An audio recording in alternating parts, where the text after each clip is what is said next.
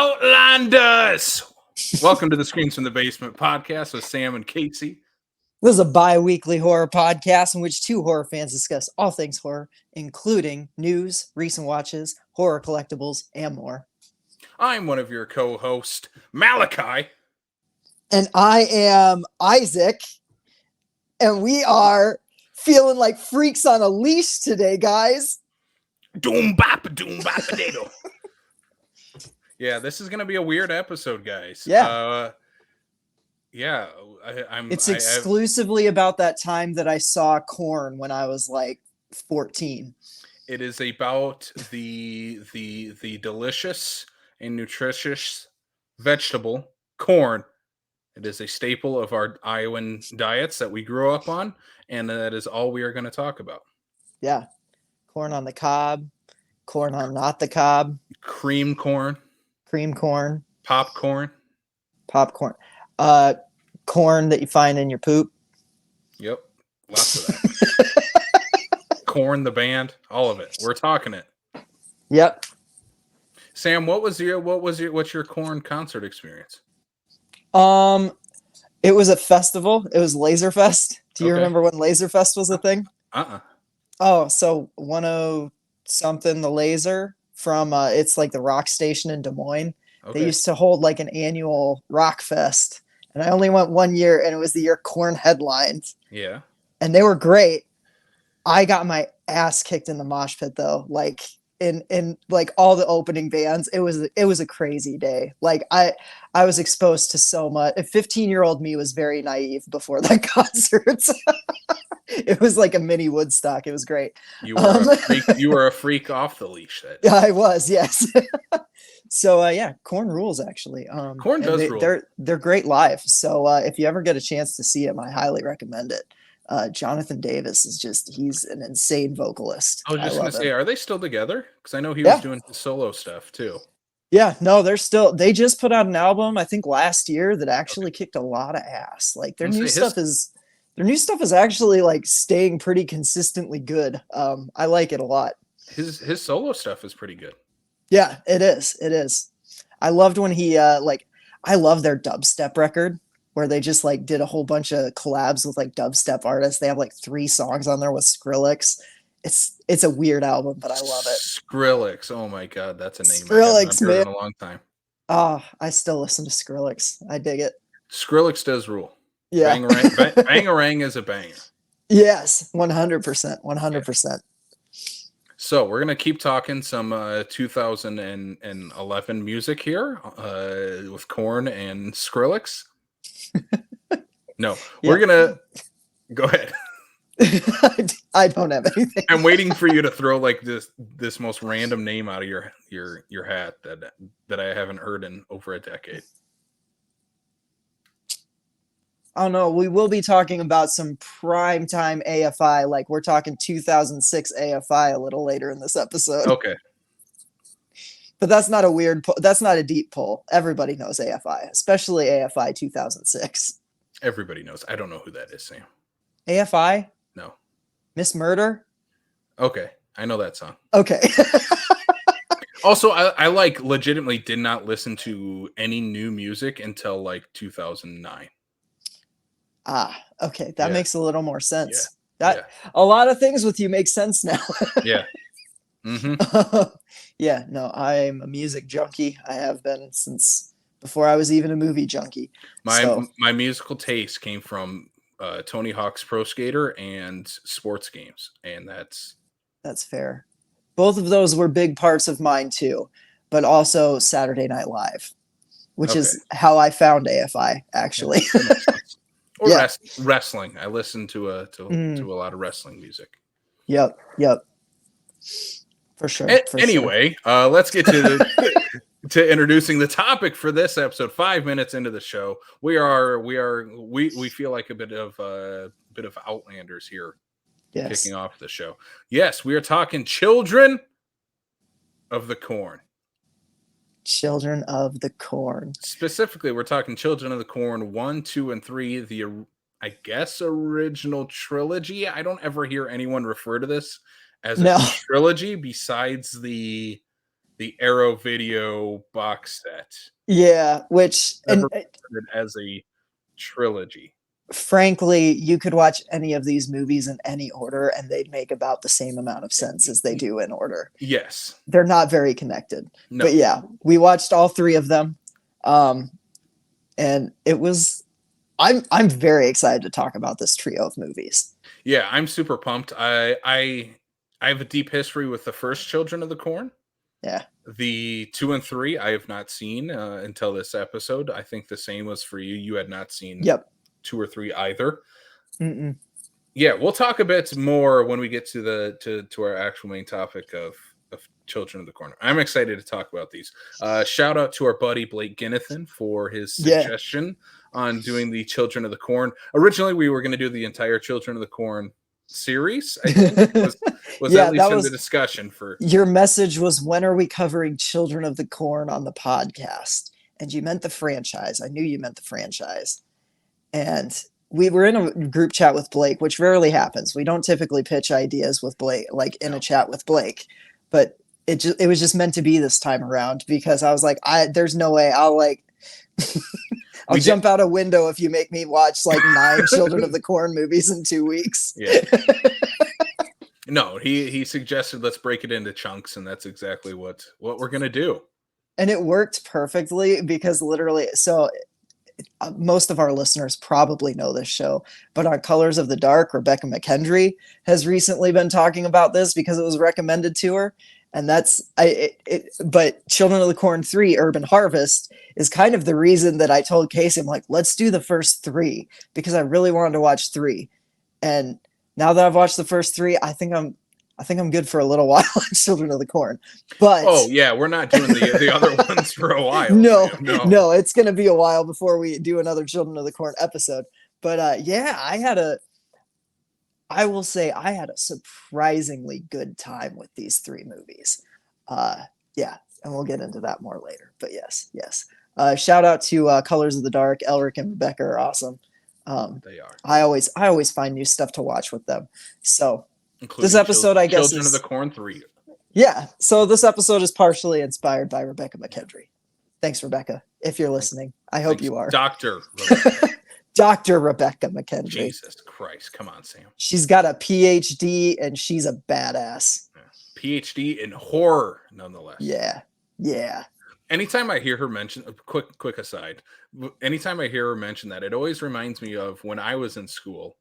I had a professor, and her last name was Frankenstein. Legit. What? She married into the name Frankenstein, and she also had her doctorate. That is her awesome. name was Dr. Frankenstein. That is That's dope. Awesome, right? That's incredible. No one ever believes me when I say that either, but it's true. Dr. That's Frankenstein. Awesome. What did she profess? She was like more of like a counselor. Oh, gotcha. At the school. Yeah. Cool. That's awesome, dude. It is awesome. Know what else is awesome, Sam? What? Casey's Toy Box. Let's get to it. All right. The first thing, we got a pretty heavy set of killer clown related products that we're going to be talking about. But before we get to those, first up, this is from Spirit Halloween, a favorite of ours. We're going to be there as soon as it opens. Before we get to that, Sam, when does Halloween season start? Halloween season starts in April, dude. Oh, okay. Halfway down. For me, go ahead. But I'm starting to ramp up already. Yeah. I've been making pumpkin spice chai tea.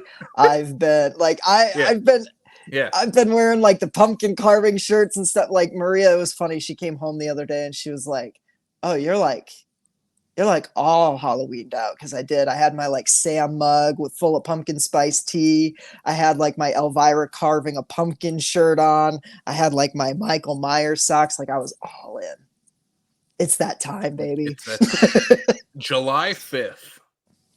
Okay. The official start for me, because 4th of July is kind of the last holiday you have. And then there's nothing really like through the rest of July, August, September. That's true. June to July 5th is usually like, I'm shocked that in my recent watches, I do not have any shark movies, because this is those are usually summer. where I pick up on like shark movies and that type of thing. So I think the Children of the Corn trilogy fits in that summer. They got that summer vibe. they do, but also Urban Harvest is going to be a yearly Halloween rotation for me from now on. I don't know why. That movie gave me Halloween vibes. I got We'll get Halloween into it. vibes from a different one. We'll talk about it. Okay, okay. Yeah. Let's share this first piece here. Hey, Boris. Hey, there he is. This is not Boris here on No. any of these. What are these called again? Horror babies is Horror what I think they're babies, called. which are going to be a Spirit Halloween exclusive. We have Sam from Trick or Treat, Pennywise from the newer Pennywise, its adaptations, OG Leatherface, and Ghostface. Okay, Leatherface is legitimately cute. He is. He'll Like- eat your face, but he is cute. He is. Like Sam kind of already has always looked like a baby doll, you know? He's kind of got a little tummy though, so that makes him even Yeah, it does. Yeah. And then the little ghost face is adorable too. With the big Ghostface smile- actually reminds smiling me of the Ghostface. Stay Puffed Marshmallow Man. Yeah, he does. Anyways, just fucking creepy still. Yeah, almost more creepy as a baby, actually. So this is kind of the staple of Spirit Halloween I've noticed Mhm. recently. Especially Are like Sam the is babies. no, these characters. Oh yeah. Because I feel like every year we usually get a lot of Trick or Treat, get a lot of it. Mhm. Leatherface a little less, but he's still always there. Still Especially there. Original Texas Chainsaw Massacre Leatherface, and then Ghostface is always a staple of Spirit. Yep. And then Tim Burton movies. And then my boy Freddy Krueger kind of gets left in the dust. Yeah. So does Jason. Although Jason has some like Jason kinda usually cool gets more. stuff. He gets the signage a lot. yeah, he gets the signage, and I guess they do like a lot of like camp counselor and like Yeah. jerseys and stuff for that. Yeah. Yep. Whereas the most you really get from Elm Street is you get a fedora, a glove, and a sweater Yeah. each year. Yeah. That's about it. Yeah. No, these look cool. These look fun. I'm not going to be picking any of them up. They're not my Nah. brand of, I guess, of what I want to But collect. I guess. there are people that go ape for those babies though, like the demon babies and all that. On some of the Spirit Halloween fan groups I'm in, because that's how Spirit Halloween dedicated I am. Yep. We I've seen people share like their baby collections that are just the baby decorations from Spirit, and it's creepy, dude. Like they have some good stuff. Mm-hmm. Speaking of good stuff that they're getting at Spirit, this is going to be a Spirit exclusive Funko Pop, which is Killer Clowns from Outer Space. It features the scene where Shorty pops out of the pizza boxes and cotton candy guns some chick answering the door. This looks incredible. These are awesome. I'm not gonna lie, I had not seen this particular one until you just pulled it up. Really? It made me so giddy. Like that's 100% going on my shelf this fall. Oh my god.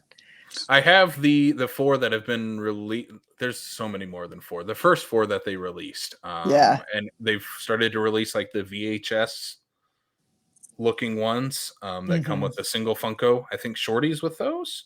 I think so, yeah. And then they release like the blacklight versions too. I don't have any of the. Actually, no, I do have. I have one of those that I got at Spirit last year.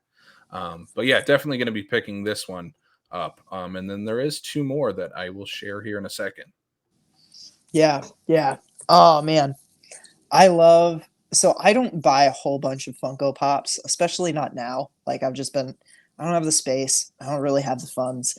But like, there are certain ones that I make exceptions for, and the pizza box, Shorty in the pizza boxes, is an exception worthy one. Yeah, the Killer Clowns one seemed to be my exception as of late. I don't usually collect them unless they're like super dirt cheap, or I'm like, I'm not going to get another toy of like Billy Madison or Happy Gilmore, so I need to get them in Funko form. Same with Killer Clowns. These look the best. I know, is it Mezco, the ones that are doing the like they're kind of like the throwback action figures. Oh yeah, yeah. Like they sell them at Walmart. They look terrible. They're awful. Yep. Most of them. I know Yeah. which ones you're talking about. Yeah. They sell those too for killer clowns, and they look. I have one, and it looks terrible. And I'm like, I'm not buying any more of these. But Yeah. this one here on the screen is Fatso Yep. with the Valentine's box and the cotton His candy puppet. gun with the puppet. Incredible. This looks awesome. Yep. Oh man, the clown, like the killer clowns, just lend themselves well to like a Funko Pop design. I feel like Yep. they're very bright and colorful, and they're cartoonish, and Yeah. it translates really well to Funko Pop, much better than something like when they tried to do the 21 Jump Street Funko Pops, and it just looked like the same Funko Pop, but one was a half-inch taller. Yeah. And here's the last one, which is Yes. the popcorn kind of demon looking killer clown that comes Oh out God. with the popcorn. Also the Jack Attack that we talked about from Demonic Toys. Yeah. Yeah. Yeah. Oh, this rules. I love Killer Clowns. It's one of my favorite movies of all time. I don't know. These all might end up on my shelf by the end of the season. If yeah. I really like all of those. I think they're great. Yeah. We're gonna be there. I mean, I think last year we were at Spirit opening day, right? We were. You Yeah. texted me. Yeah. And within about 10 minutes of you texting me, we were both in that store. Yeah. So I think Yeah. let's do the same this year. Yeah. Maybe we'll film something there or at least take a picture or something. Yeah. To commemorate. It was even like a soft open. They hadn't announced it on the website. I think you just like you heard from someone. I heard from a friend of the show, Pokemon Joe. That's right. Yeah. Godzilla Yeah. Joe, Pokemon Joe. Yeah. Yep. He had shared, I think, because I think he vlogs from there a lot. He vlogs from there a lot, and I think he knows the manager there. So I'm gonna be looking at Joe's Facebook again and Instagram to see when it opens. 100%, because all it took was you texting me, dude, I think Spirit's open, and I think I just texted you, I'm on my way. Yeah. We literally like pulled up at the same time too. Yeah. Correctly. Yeah. Yeah. It was great. It was great. Yeah. All right. Nothing like Spirit Halloween on opening day. It's the best. Spirit's the best. It's our favorite store. It should just be open year round. But I think that just makes the excitement for it even more grand. Yeah, it makes it special. Yeah. All right. Casey, you don't have anything in the show notes, but I'm going to ask you anyways. What have you been doing? I know I'm so ill prepared. I don't have that much besides the Children of the Corn, so that's good. That's fair. I know you have a lot, so we'll get to what you're to be doing. I'll be quick with a couple of mine. I watched another one of those Lifetime true crime movies. Okay. We watched Girl in the Box from 2016. It is again based on a true story, which is it's the tagline for the movie, based on a true story. Clever. It's about this woman, this young woman who was abducted by this couple and held captive for years and years and years. And she's basically forced to be a slave to this couple, even while they have a child in the house and everything. I think I've heard like a podcast or something on this true crime story. Anyway, this one isn't as entertaining as the last one I talked about. I think it's Girl in the Shed. Clever titles. That one at least had a pretty bonkers Ben Savage performance. Oh, yeah. Yeah. I remember you talking about that one. Yeah. Yeah. This one has a pretty standard like TV movie performance. Like they're not bad. They're all pretty good. It has some pretty good direction, but it feels very much exploitative and not in a good way. Gotcha. It's less about the actual girl who's been captured in her life. It's more about this deranged couple that took her, and it's like, I don't want to watch. This isn't fun. And if I want to hear the actual story, I'll just listen to a true crime or watch a documentary. I don't need to see it. Yeah. I don't know how you feel about true crime, but like I feel it's kind of gross when you when it's actors portraying the characters rather than just telling the true to life Yeah. story via documentary or podcast. I mean, when we did true crime movies on Backlot, which that was a heavy month. That was a heavy, tough month. Yeah, that was a really tough. I think that was the month that made us stop it, right? Like that was the turning point, right? Where we were just like, oh no. Yeah.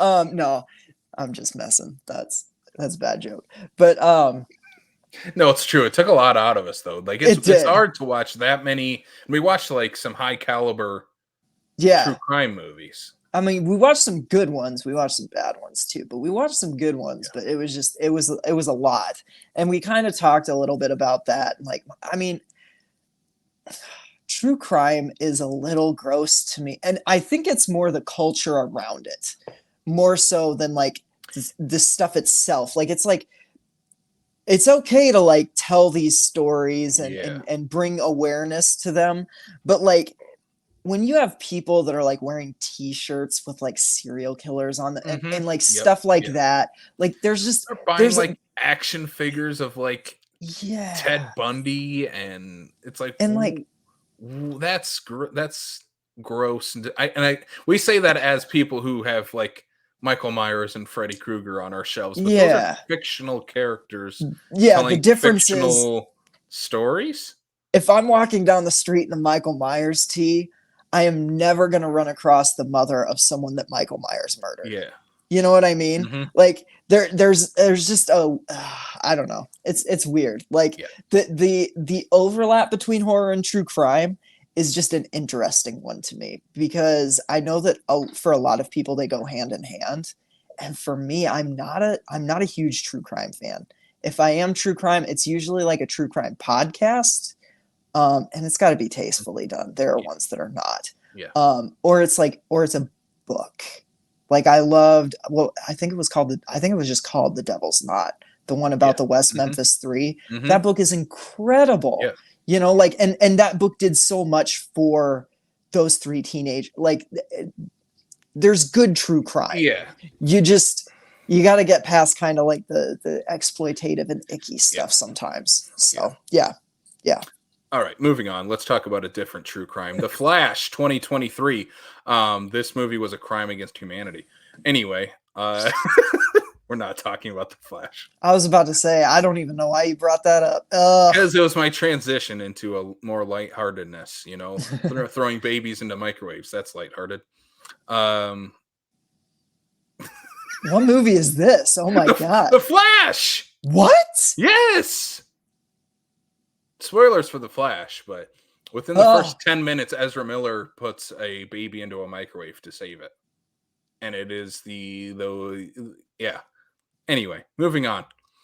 I thought you had heard that. That's the first thing anybody has said that has made me even remotely interested in that movie, actually. Oh, the babies look awful. The babies look awful. Like if you thought the baby in American Sniper looked fake, wait till you see these. Oh, the baby in American Sniper was fake. Wasn't it just a doll? It was a doll. These are worse. Okay. These look like someone tried to CGI a baby doll. Anyway, that's exciting. Let's get into something I love to talk about. Full Moon, baby. It's back. Yeah. All right. I watched the 1998 David Dakota movie, Shrieker, which has been on my Full Moon watch list for a while. This is about a 2-headed creature who attacks these people who live in this abandoned hospital. It's very much a similar premise to Castle Freak, except in Shrieker, you don't get to see a lot of the Shrieker. It's like the opening and the end of the movie. Okay. Very, very cheap movie. Also, it's very weird why the people are in this hospital. It's a bunch of college students, and they're literally squatters in this abandoned hospital. And it's set up in the beginning of the movie that they're all there because it's free. And it's like, how are you going to college if you can't afford to literally live anywhere and you have to squat in an old abandoned hospital? Casey, this is semantics. They have to be in the house and they have to have a way to get them in there. So that's true. It's a David Dakota movie. I can't give it too much crap. This one's fine. I didn't love Shrieker. It's not it's not a standout in Full Moon or even David Dakota's directorial efforts. It's worth a watch if you're interested. It at least has a cool creature design. He's always cool. Perry Shen, who was in the Hatchet movies. This is one of like his first movies. He's a ton of fun to watch in it. He's not Okay. in it enough. I wish he was the lead, but he's pretty fun to watch. Okay. Yeah. I think that's it for movies. Let me. Oh no, there's one more, and we'll talk There's about one it. more. We'll get it when we get to yours. I'll use that as the transition. I have one more thing to throw in here. Keeping on the Full Moon train, I'm throwing some books in here. Hey, cool. I have books too. Yeah, comic books to be specific. Oh, nice. Okay. I went to our local comic book store, Rainbow Comics, and literally probably bought all their Full Moon comics. This first one is from the original run of the Puppet Master series. It is Puppet Master, Children of the Puppet Master. Oh my God, that's awesome. It takes place within the timeline of 1 and 2. It even has an advertisement for Puppet Master 3 on the back. Rad. There are some gratuitous sex scenes in this, even more so than the first 2 Puppet Master movies, and they show it. I'm like, oh my God, that's kind of nuts to see in a comic book. That one's fine. It's a fine story. It basically tells part of the first movie within the first half of the book, and then tells its own original story after that. Okay. The original story is more interesting. Okay. This is a newer Puppet Master. It's just called Charles Band's Puppet Master. Okay. I bought it. Okay. It was issue number 4. And I don't have the first 3. I read it anyway. It was fun. It's about it's the puppets attacking people. It's fun. The one I'm super excited about though, and I don't know if you've seen this movie. Have you seen Doll Man? I have not. I do want to see Doll Man. It's on the watch list. All right. Doll Man rules. This one is very heavily inspired by the Marvel comic Deadpool Kills the Marvel Universe. Nice. Which is a great comic book. Yeah. This one is Doll Man Kills the Full Moon Universe.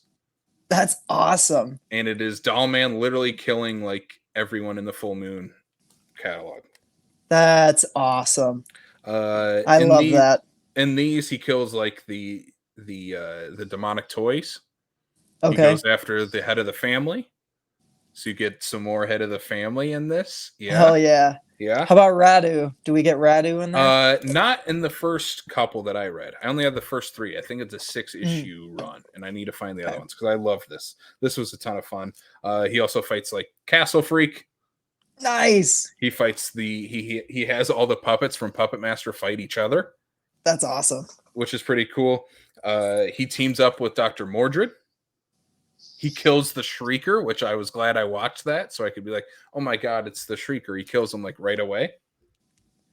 Yeah, that's rad. This is a ton of fun. So if people like the Full Moon universe like I do, this is a fun little series. I'm excited to find the rest of them and watch him kill the rest of the Full Moon universe. I know he teams up. So this is obviously Doll Man, played by Tim Thomerson, who also plays Jack Death in the Trancers movies.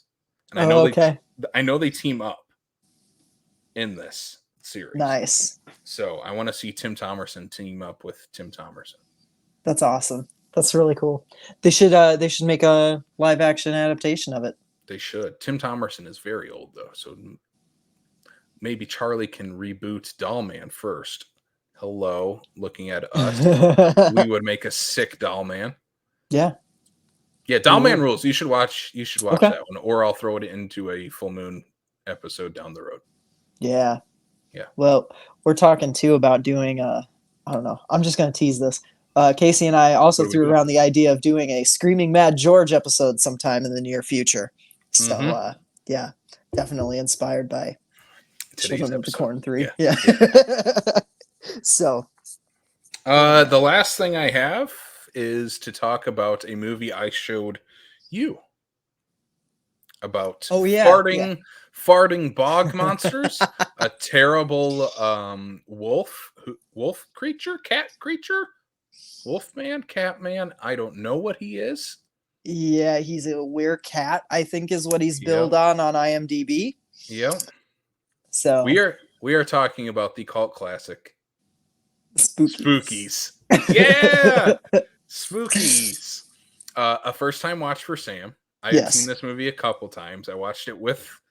I think I watched the Joe Bob version. I know, and then I have the big Blu-ray release from Yep. Vinegar Syndrome, which is what we watched. Movie looks incredible. Yeah, it looks really good. You can practically see the cardboard on. You can Yeah. see the two different movies. Oh God, yeah, you can. You really can. Yeah. This movie was insane. How do you even talk about it? There's no real plot to it. You know what I mean? It's an 80s horror movie plot where it's these it's this group of probably college age college kids with some old guy with a 57-year-old man who's dating a 24-year-old. He's got to be rich. He has to have a shitload of money, and some like Michael Jackson knockoff looking dude. Yeah, in a black and white leather outfit. They go to this house like to have a house party. They literally just ransack someone's house to throw a party.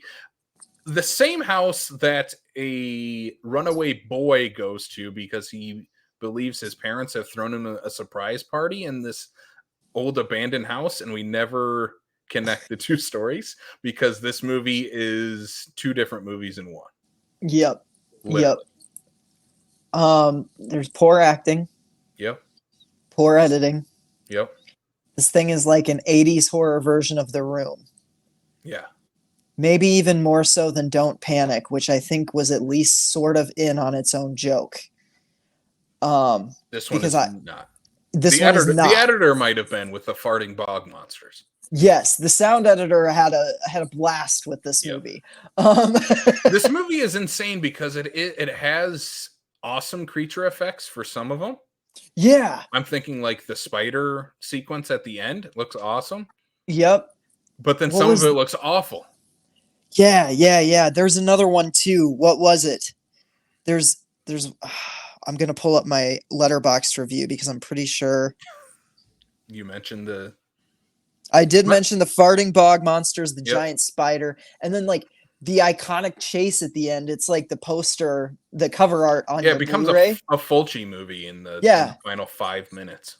Yeah, and that like final zombie chase is so good. Like it's really cool, intense, and like the zombie effects are really fun. She just gets picked the final girl. Yeah. The corpse that comes back to, I don't know. Anyway, she comes back to life, raised from the dead from not Phantasm Tall Man, and ends up with just some random dude that she gets in the car of. Like, this movie's insane. It's bonkers. It's kind of everything you want in a bad 80s horror movie. Yeah. So much more. Yeah. Perfect like movie night movie. Yeah, it's fun. It's a lot of fun. Like I think I rated it 2 stars, but I also gave it a little heart because I'm like, no, I think I gave it 2.5. Because it's not good. No. Like by any objective metric, it's a very bad movie. But it's bad in the enjoyable kind of way. Yeah. And that kind of stuff is like, I mean, that's our bread and butter. As we'll talk about later on too. Yes. Sam, what else have you been doing besides seeing farting monsters on screen? So I just read this, The Last Word by Taylor Adams. It's a thriller about a woman who is like house sitting and she's running from her past and she's like kind of just cut herself off from society. And she reads a book one day and doesn't like it. It's a grisly horror movie or a grisly horror book. And she rates it 1 star and writes kind of like a, scathing review. And the author starts commenting on it. And all of a sudden she starts kind of feeling like she's being watched in this house that's out in kind of the middle of nowhere. And like turns into a home invasion thriller. And it goes into like a lot of, it twists and turns. And by the like last bit of the book, it loses like almost all like believability. And like it goes, there are so many like, okay, you have to like believe that all these dots connect, but it was kind of fun in that way. Just don't go into it looking for like abject realism in your home invasion thriller, because you're not going to get it. But I will say that it kept me engaged, and it definitely had me like turning pages going like, what the fuck? And also about halfway through, I'm just going to spoil one plot point here, because this was a major thing for me. I actually spoiled the book for myself before I finished it. The dog does not die. There's a section in the middle half of the book where it looks like the dog is going to die, and it is the worst thing ever. And I seriously just about stopped reading this book. The dog does not die. It's still very hard to read at some points. Did you but Google like, it? I did. I Like, does the 100% dog- Googled it. Like, I legitimately did, because I'm like, I can't read this further if this dog does not make it. Like, and I looked on Goodreads too, and there were a lot of other people that were kind of saying the same thing, because there's like a scene with the dog where it's like it seems like the dog is going to die, and it's like, yeah, it's a good book, but it's not a life-changing one. If you're looking for a nice Sunday beach read, this is kind of a good one. You know, I liked it. It was a page turner. I probably won't remember much of it 6 months from now. That sounds like bad, but like I kind of love throwaway thrillers like that. So, you know. All right. And then I've got a bunch of movies. Yep. Starting with a trio of movies that I have not shut up about for like the last 2 weeks. We're not talking about Children of the Corn till later, Sam. No, different trilogy. Okay. Actual trilogy. All these movies are connected. Oh, no. They tell an overarching story. I'm talking about MTV's reality TV teen slasher, My Super Psycho Sweet 16, 1, 2, and 3. These movies are insane. So this is MTV at the end of the 2010s making 3 slasher movies based around the concept of My Super Sweet 16, their reality show where they get some like rich girl to like throw a Hogzilla fit until her Sweet 16 is perfect. The best one is the first one, which really takes that concept and like amps it up. It's exactly what you would expect. It's full of like MTV music cues and needle drops. Everybody, does it even have what song title and artist it is in the bottom right corner?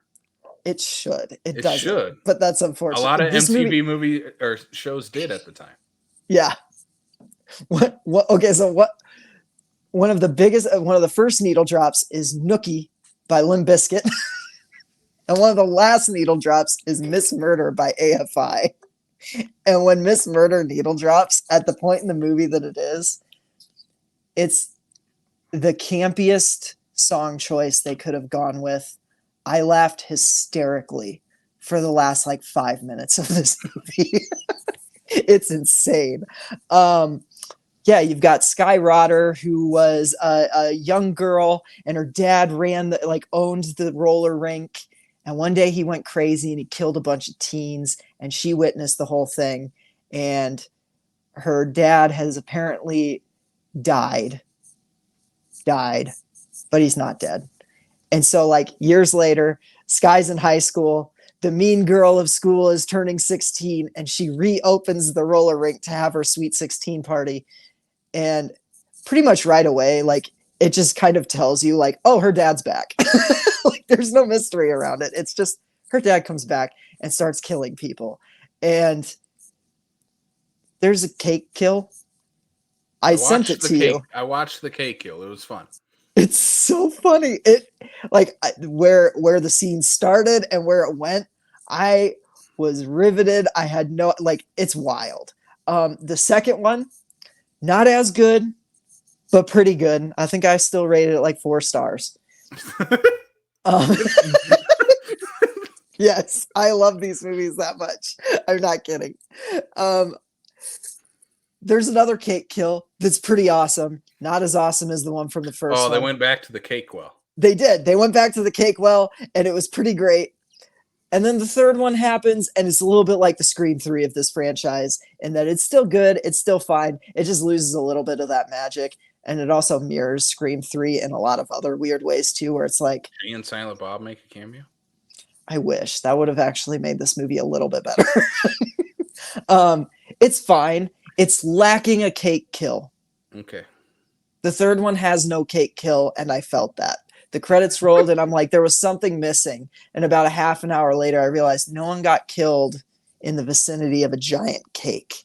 And so, yeah, 3 gets like 3.5 stars as opposed to the 4 that 1 and 2 got. Is your house haunted, or did you just forget to pay your electric bill? No, my light went off. I'm going to turn it on. Keep talking. Oh, okay. Sounds good. It could be haunted. Haunted by the super sweet, whatever the fuck it's called. Charlie Rotter from... Yeah. Yeah. Haunted yeah, by mid-2000s MTV. Yeah. Okay. So, this is one that... This is a movie that Casey was very excited that I watched.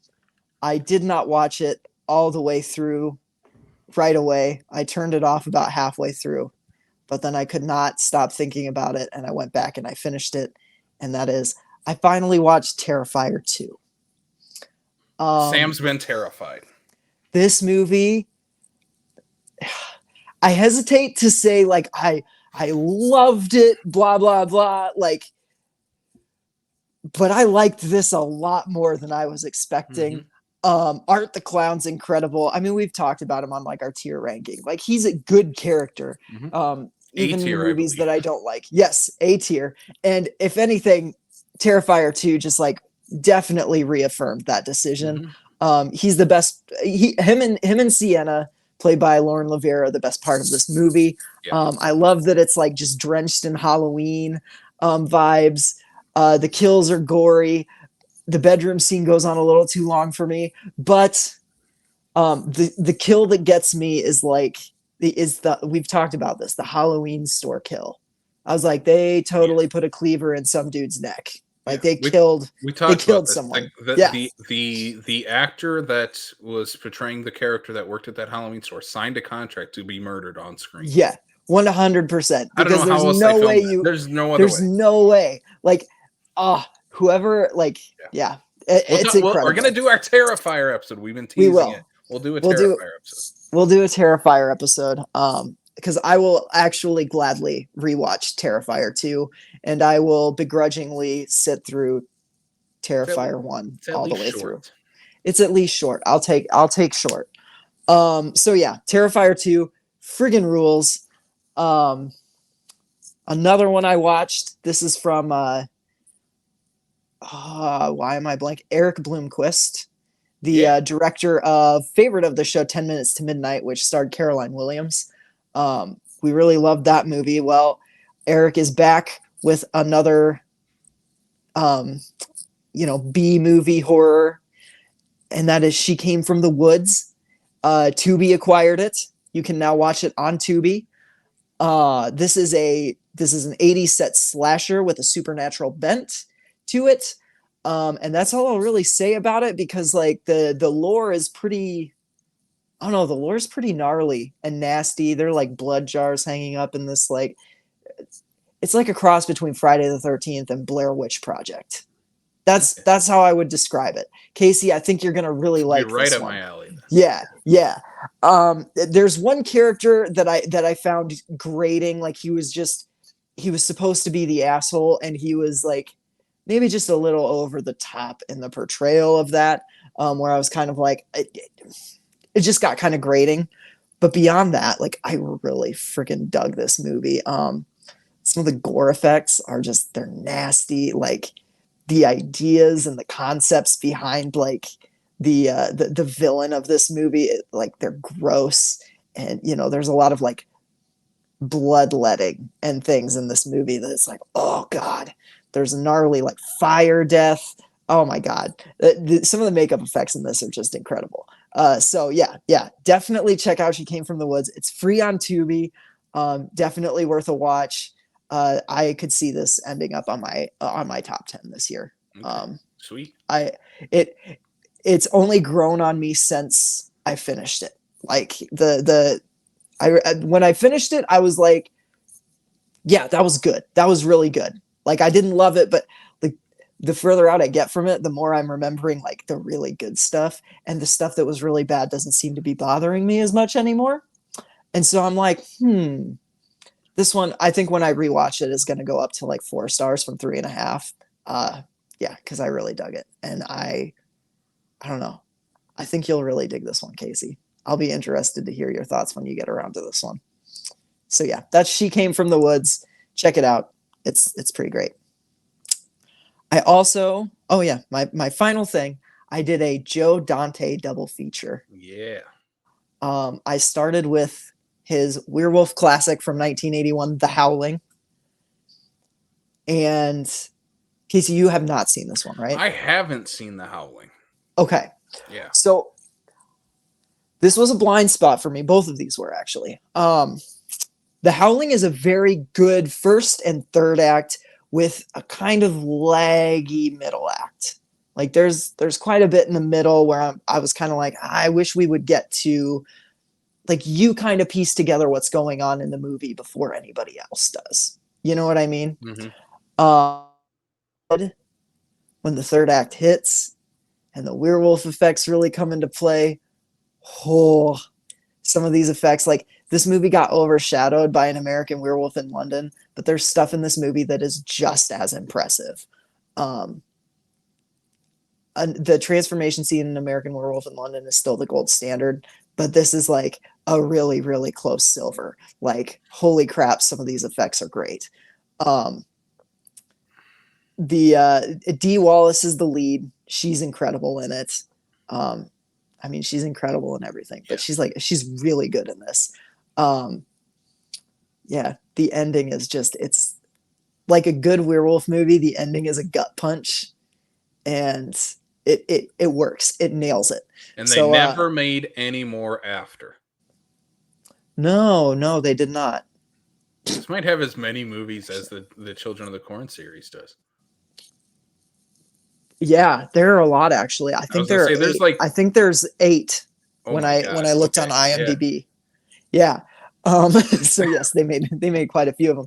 I actually our friend Blake was actually saying, like, I want to say he said like 2 or 3. I think he said 3 was really wild. 2 stars Christopher Lee and has a female werewolf as the main villain, and I'm like, all right, I wanna watch that one. That one sounds like Christopher Lee versus Lady Werewolf. I'm like, yeah, let's do this. Let's do this. Awesome.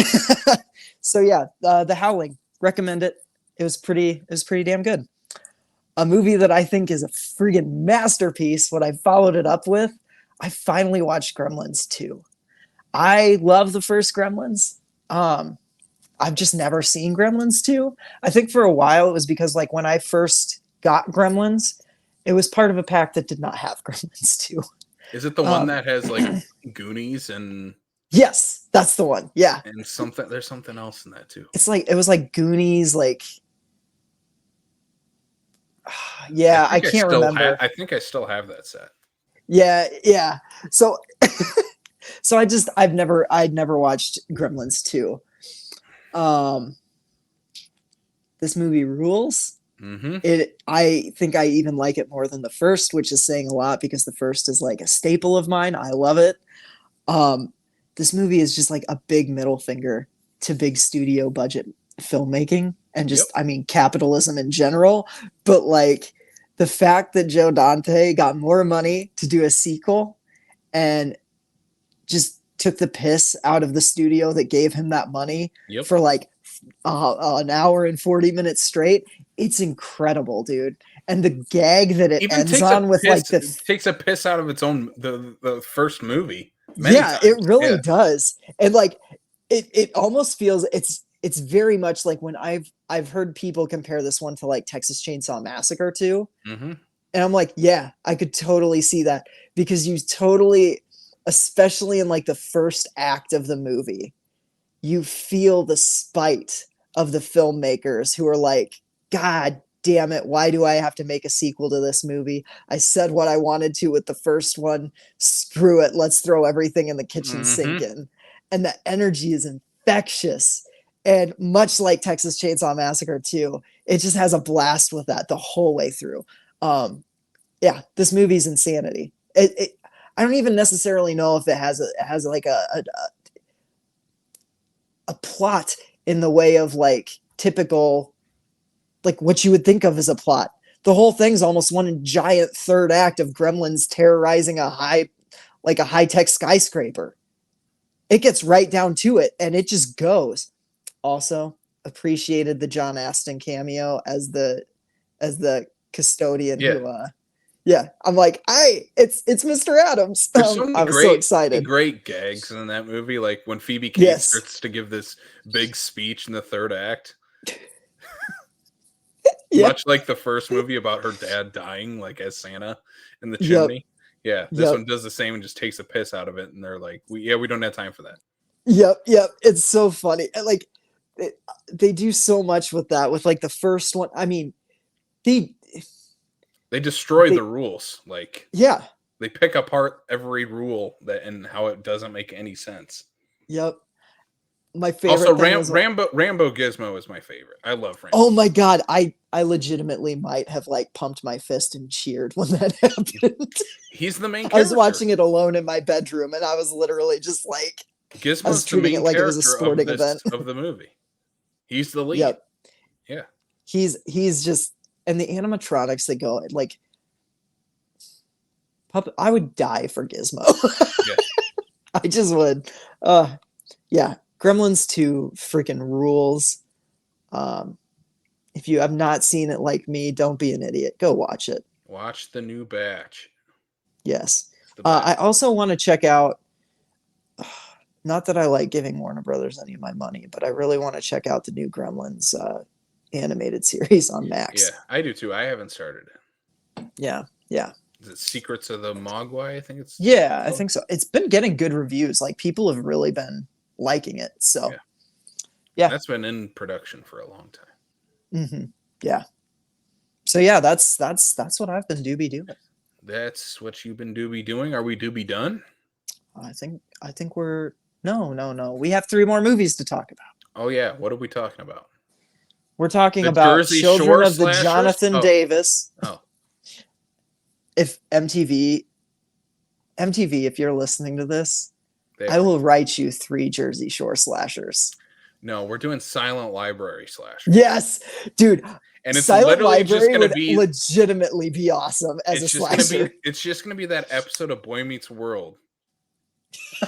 And then there was Sean, where it's the finale of that episode set in the library with like the killer in it. Yep. Oh my god. And they kill Jennifer Love Heffernan, I think is what her name is. Jennifer Love Heffernan. Heffernan, I think is what. Heffernan? Yeah. Not Jennifer Love Hewitt? She plays the character. But like that's the character's name. Oh, I get you. Okay. I have enough. Just speaking. You have more Boy Meets World knowledge than I do. Boy Meets World. We should do a whole episode on like Halloween themed or horror themed episodes of like non-horror shows. Yes. I'm gonna make you watch one of the Bob's Burgers Halloween episodes. Okay. I don't know which one yet, but we're gonna put a Bob's Burgers episode on that. Have you seen the regular show? I have not. Okay, I'm gonna make you watch that, and you're gonna fall in love with that show for one, dude. But they have some great horror episodes. Since they're gonna be like 20-minute episodes or so, like probably half-hour episodes that we're watching, we should each just pick like 3 and have the other yeah. Maybe that would be cool. Maybe next episode we don't have anything yet. We should just do that. Yeah, that would be fun. Okay, we should. Anyway, all right. Children of the Slipknot, right? Let's do it. Yeah. Okay. No, let's jump into it. Children of the Korn. The Children of the Korn trilogy. We're talking about it. Let's talk about brief history of us with Children of the Korn, because I don't know what yours is. Mine is, like I said, I have a pretty, I guess, deep history with it. We've talked about this, I think, on the show. Yeah, I think so. I don't remember how it came up. Anyway, my history with it is that Children of the Corn is kind of ingrained in Iowan culture as Mhm. far as movies, especially horror movies go. I know it's set in Nebraska. It is shot in Iowa, the first one. It's about all we have is that and Field of Dreams. But the culture and the overall concept of Children of the Corn is pretty well versed in Iowa film culture. Oh yeah, You yeah. agree? If you're from Iowa and you haven't seen Children of the Corn, there's something a little wrong there. Mm-hmm. I feel like it's almost a rite of passage. Yeah. Like you have to watch Children of the Corn especially if you're like a horror kid in Iowa. Mm-hmm. If you're a horror kid and you haven't watched Children of the Corn and you live in Iowa, you're doing it wrong. Yeah. And that's coming from someone who's not going to fully wholeheartedly recommend that movie. So the first time I watched it was in high school. I watched it with a couple buddies. Obviously, we knew all about Children of the Corn. So when we were starting to have movie nights in high school, obviously all of our parents were like, "You guys need to watch Children of the Corn because Iowa and evil kids." Your parents encouraged you to watch a horror movie? I don't think I ever had that. The only one is Children of the Corn. Man, not even Children of the Corn got my parents to be like, "You should watch this." My parents never did that. This is a pretty tame horror movie, Sam. Yeah, it is. I won't lie with that, or I won't argue with that. But like, my parents, anything horror, it was not recommended to me at all. So obviously, I had a blast watching this then, and I've watched it numerous times. I love the first Children of the Corn. A couple summers ago, we made a trip to Gatlin, Nebraska, aka it's a little town just south of Sioux City. I'm trying to remember. I think it's Whiting? Yes, that sounds right. Or Whiting, Iowa, I think is what it is. Is the town that they shot this original Children of the Corn in, and we went on like a Sunday, and the town looked exactly like it does in the movie. It was kind of creepy. There was no cars, no one else there. We were literally just walking up and down the street, taking pictures of everything. It looks exactly the same, and it was so much fun to actually visit a movie site. One of the very few that we have around us. Yeah. So we'll have to make a trip maybe this summer since we watched these to Whiting, Iowa. But what's your history with the Corn of the Children? So I was a big Stephen King fan growing up. I read the short story before I ever watched any of the movies. And the short story terrified me. Like to this day, I still think it's one of King's best works. It is like I've never reread that one. I go back and revisit a lot of King. I have never reread the original Children of the Corn because it scared the crap out of me, dude. Like I had a hard time sleeping for like a week after reading that one. I don't know what it was, but it was very disturbing to me. Part of it was probably like the religious imagery mixed with the violence. But like it messed me up. Mm-hmm. So when I finally watched the movie, I was probably about 17 or 18. I was a little disappointed because like you said, it's very tame. I don't find it scary. I find it a little cheesy even. Yeah. Which at that time I was not into. It's a little corny. It's a little corny. Much like our show.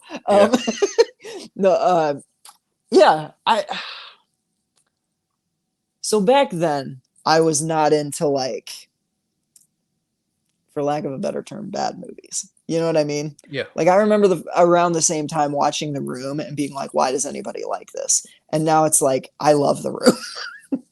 I think something just clicked eventually.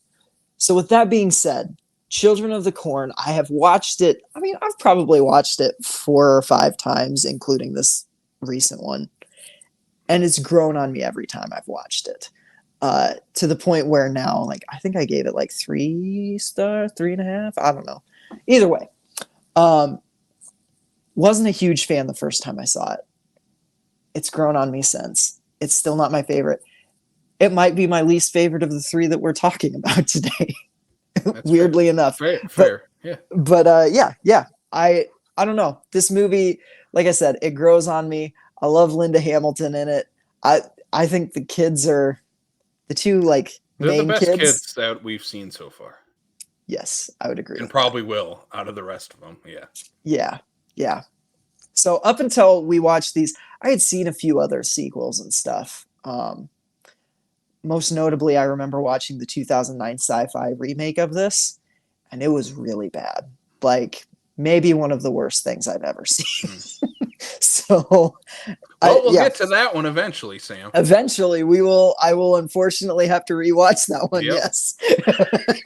All right, let's jump into the first Children of the Corn. Yeah. Released March 9th, 1984. Same year as another 1984 Linda Hamilton classic, Terminator. Yes. We'll let the Both audience slashers. decide which one's better, and they're both slashers, and they're both great. Terminator's Yes. better. Anyway, Children of the Corn, 1984, based on the Stephen King short story. It is about this young couple who, for some reason or another, want to make out in this dirty Sioux City, Iowa hotel instead of going to the east or west coast, I believe is where they're headed. Linda Hamilton plays Vicky, and Peter Horton plays Bert, and they are. AKA Discount Michael Bay. He looks so much like Michael Bay, and I think Michael Bay watched this, stole this guy's face like Face Off, and then stole all the explosions that happened in the final act. I was about to say, yeah, he's even got an affinity for explosions. Mm-hmm. So these two make their way into Gatlin, Nebraska, small town Nebraska, where there are no adults anymore, besides one random guy who works at a mechanic shop that doesn't sell gas and has a dog, and for some reason is allowed to live until he's not. Yeah. Because apparently the kids need his gas. And they allowed him to live through his Yeah. dialogue. Anyway, the kids are led by their cult leader, Isaac, played by John Franklin, the best part of this movie, who is this whiny little conniving little shit, and his right-hand man, Malachi, played by Courtney Gaines, who is, I think for some people, probably the scariest part. He's like, he's very unnerving. I don't know Very why. Unnerving. Yeah. He never closes his mouth all the way. He has a very big mouth. Yeah, that's never closed. Like Outlander! Never. And then he just like, I don't know. Like there's like a weird thing that he does with his jaw. He's the perfect number two. He's the perfect number two, two bad guy in this movie. Yeah. And basically, that's the plot of the movie, is that these kids that they believe in the he who walks behind the rose, which is their god of the corn, and they try to appease him by killing all their parents or any adults that come into the town. And then there are two little kids, Job and Sarah, that are the good kids of the town that try to help our leads, Vicky and Bert, escape the town. Yeah. And the movie starts with Job doing a voiceover explaining what happens. And I think my favorite scene in this movie is the opening diner sequence. The one I at least think is the best shot and probably the most tense. And it's mostly because of the camera work that they use to establish Isaac as the leader. Because they have some pretty iconic shots, I will say, in that scene, especially when it like zooms into Isaac and he has this like creepy little shit-eating grin. Yeah. He's like, so yes, I was wondering because we kind of texted back and forth, especially when I was watching this, because I was kind of roasting it a little bit as I watched it. But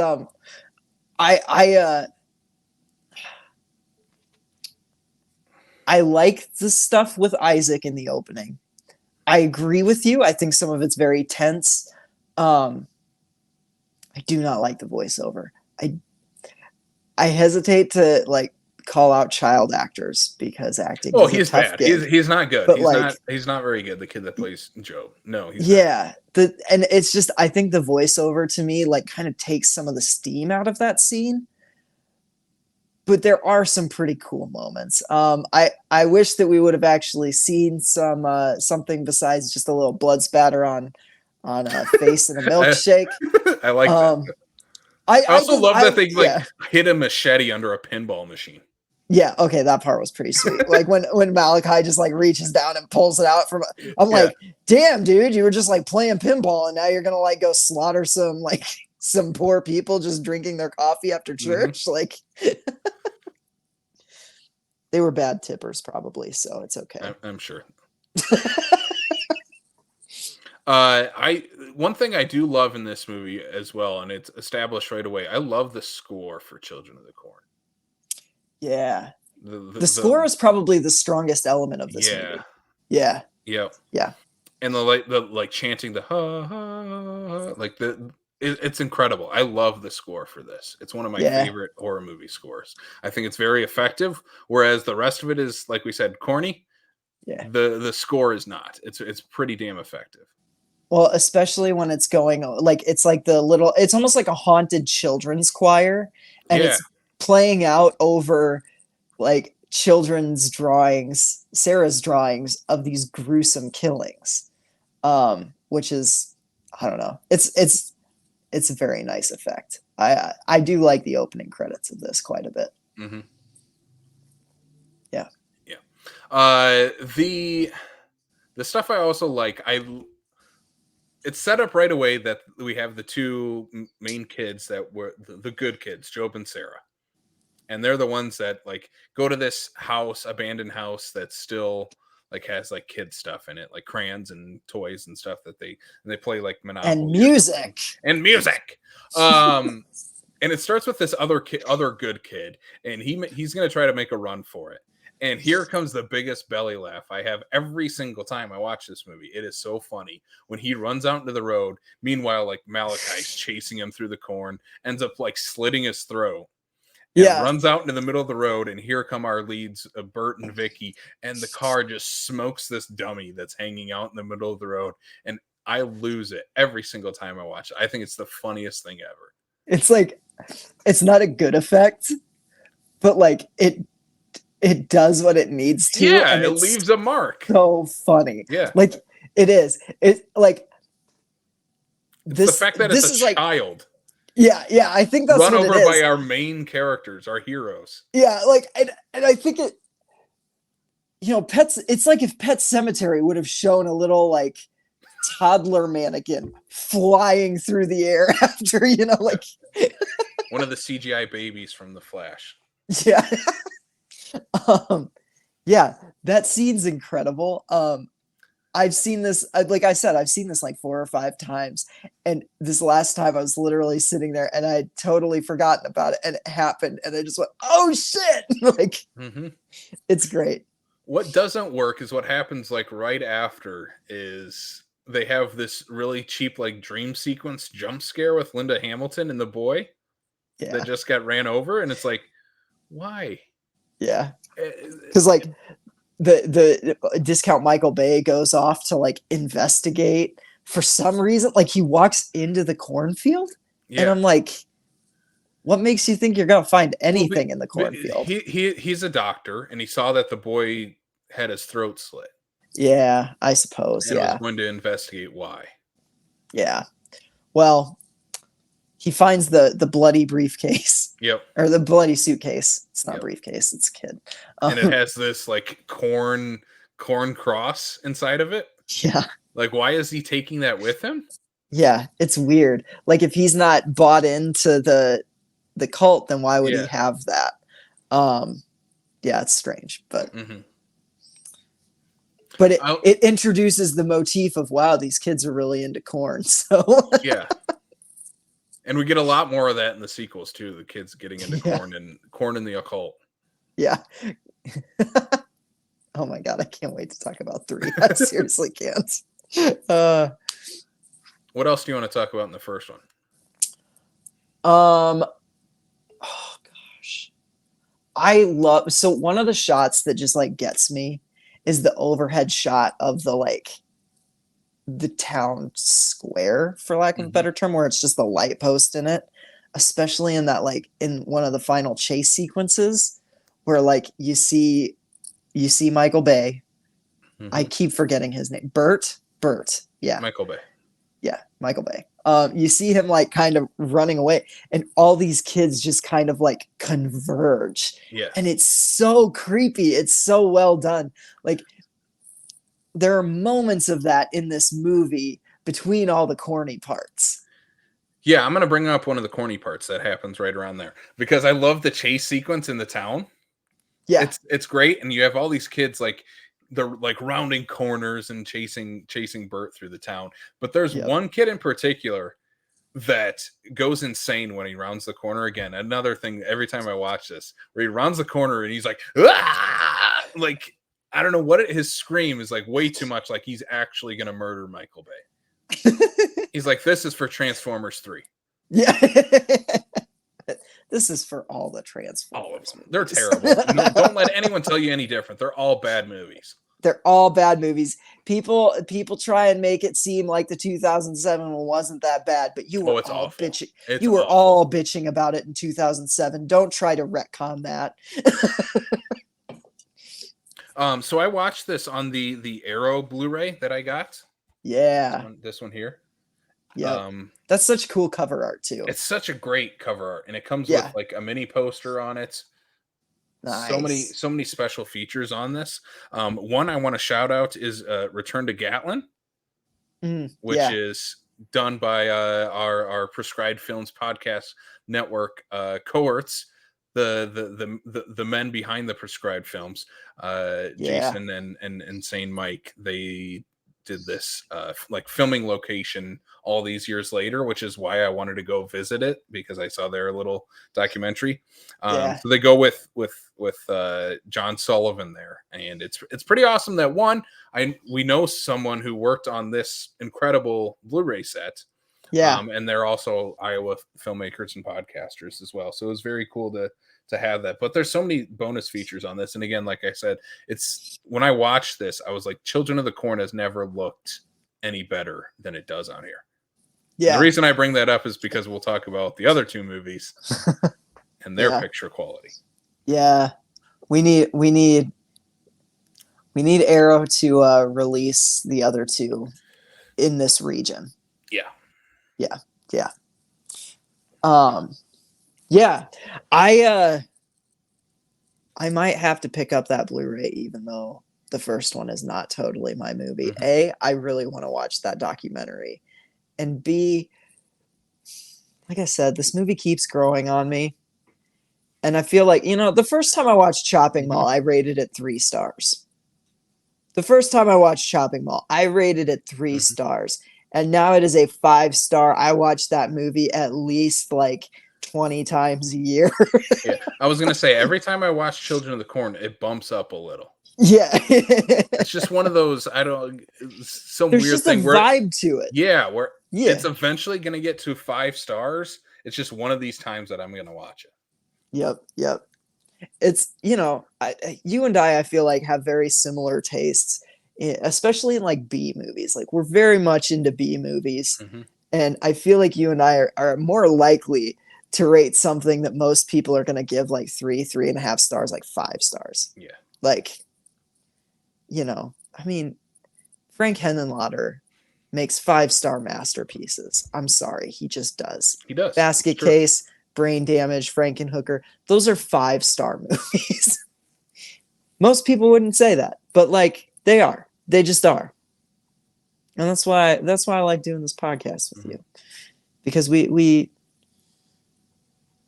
I don't know. We like the cheap wine too. We like the boxed wine just as much as we like the fine bottles. We like wine in a can. Yeah.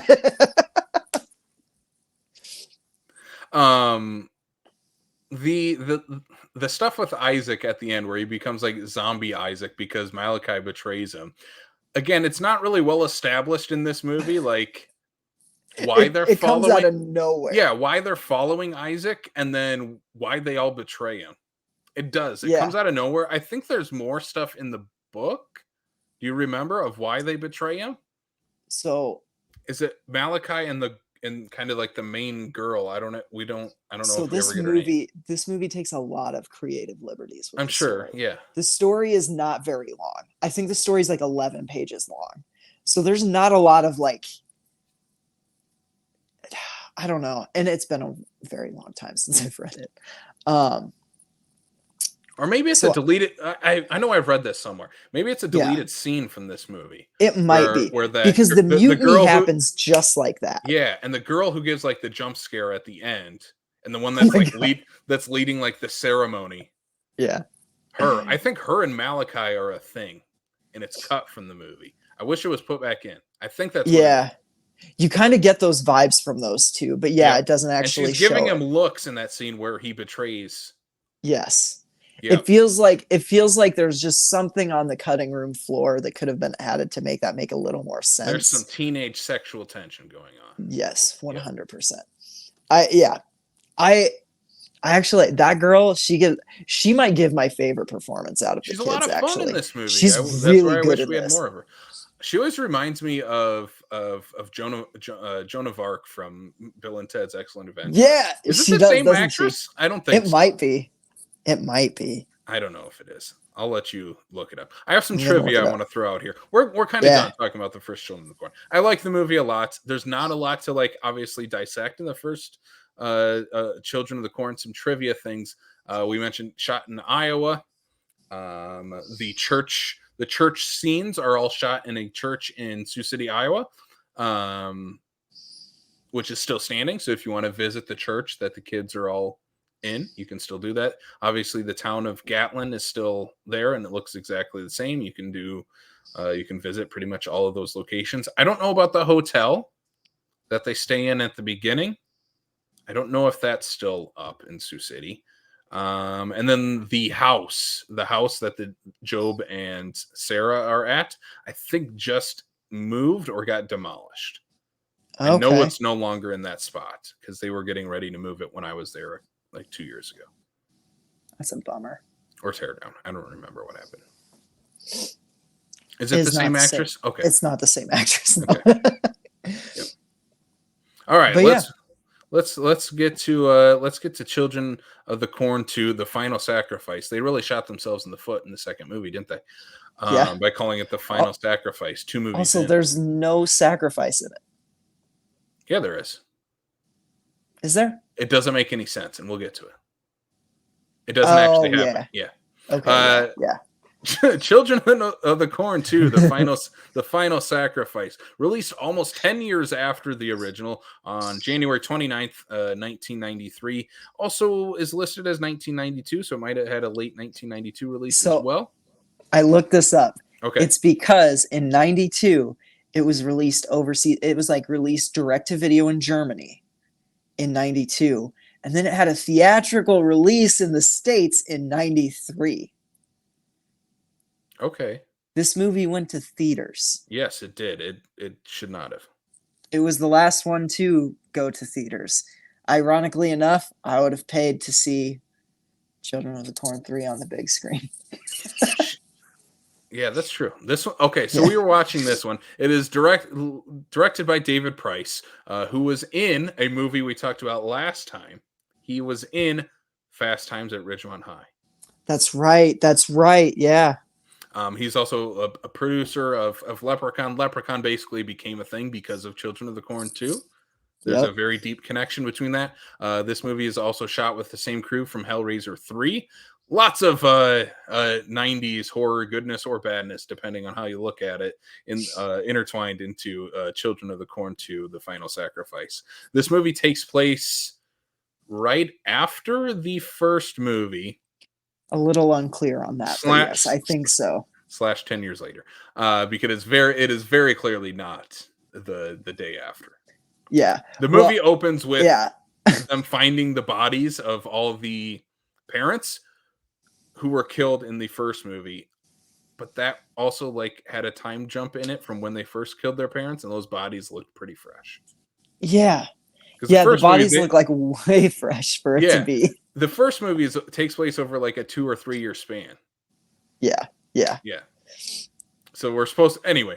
This movie, I mean, it has a pretty dang similar premise to the first one, and there's not much in between about it. Is that the kids that are left over from Gatlin end up going to a different Nebraska small town right next door, and this 32-year-old, 57-year-old actor and his teenage son make their way to Gatlin, Nebraska, because he's a journalist trying to cover this story with his son that he had as a teenager, even though the dad is very clearly 30 years older than this actor. Oh my God, yeah. There's no way that guy was a teen dad. No. Not with this kid. No. And the new leader of this cult, Micah, right? Is that him? Who looks like he listens to a lot of Joy Division. Yeah, he is very much a 1992 kid. Yeah. He is the lead. He's the new Isaac of this cult. Even looks kind of like Isaac. And for some reason, the plot of this movie doesn't make a lot of sense. But for some reason, he tries to convince the new kid in town, Danny, to join the cult and sacrifice his new girlfriend, Lacey. And for some reason, and he goes along with it pretty far. Yeah. There's like a lot of hello, Boris. God dang it. There is a lot of like, how do I want to say this? There's a lot. Boris, you're distracting me. I don't know what you're trying. I'm trying to help. Know what I'm trying to say either. All I'm saying is that he gets dangerously close to sacrificing this girl. Boris, dude. Yeah, he does. For a dude that basically falls in love with this girl right away and gets pretty far along in their relationship, to say the least. Yeah, he does want to sacrifice her very quickly by the end of this movie. This movie's bonkers. So we watched 2 and 3 together. We did. I'm going to show off the box set we watched. I think you have this too, correct? I do, yeah. I went out and bought it just in case we didn't get together for movie night. So we watched on the Miramax Classics Children of the Corn 6-film set, released with what is it? Miramax, and is it Echo Bridge? Right? Yeah, something like that. Echo Bridge. Classics is doing a lot of heavy lifting in that box set title. That's true. The transfer to DVD that is on this box set here for Children of the Corn 2, The Final Sacrifice, looks worse than a VHS tape that you would buy. Yes. And it's in pan and scan for some reason. It is probably a VHS scan of this on this DVD from what year is this DVD? I'm calling out Echo Bridge for their terrible release. It's really bad. Like it's terrible. It's awful. It makes it look even cheaper than what it probably is. What it probably is. And I think we would like this movie a little more than we did if we watched a better version, probably on that Arrow box set that is out. But it says right here that these are all in widescreen. This movie is very much not in widescreen. No. At least 2. You can tell that part of the frame has been cut out in every, like, yes. You can just tell. It's a really bad crop. Like, it's not even a good crop. And I would say it took away some of our enjoyment of not necessarily enjoyment of the movie, but because we had a blast. This is so much fun to watch, but it very much looked worse than what it actually looks like when you had it in the theaters or if you have that Blu-ray. Which is so crazy because on the same disc, when we played 3, we were expecting something. It looked pretty good. Yeah, it looked fine. Like it wasn't anything to write home about. It looked fine for a DVD. Yeah, it was in widescreen and nothing was grainy. Yeah. We were convinced that Children of the Corn 2 was a straight-to-video movie based on this. And it is a cheap movie, but it looks far cheaper than what it actually is. Yeah, 100%. That DVD transfer is not doing that movie any favors at all. Yeah. So Children of the Corn 2 and 3, I think both of them together take very different directions for this series. This one again is set right after the first one. We'll just let that slide. And for some reason also introduces Native American culture into this with I'm just going to call him John Redcorn because he's literally just John Redcorn from King of the Hill. They're like the same character, very sarcastic, calling out the white man for all the atrocities that they have committed.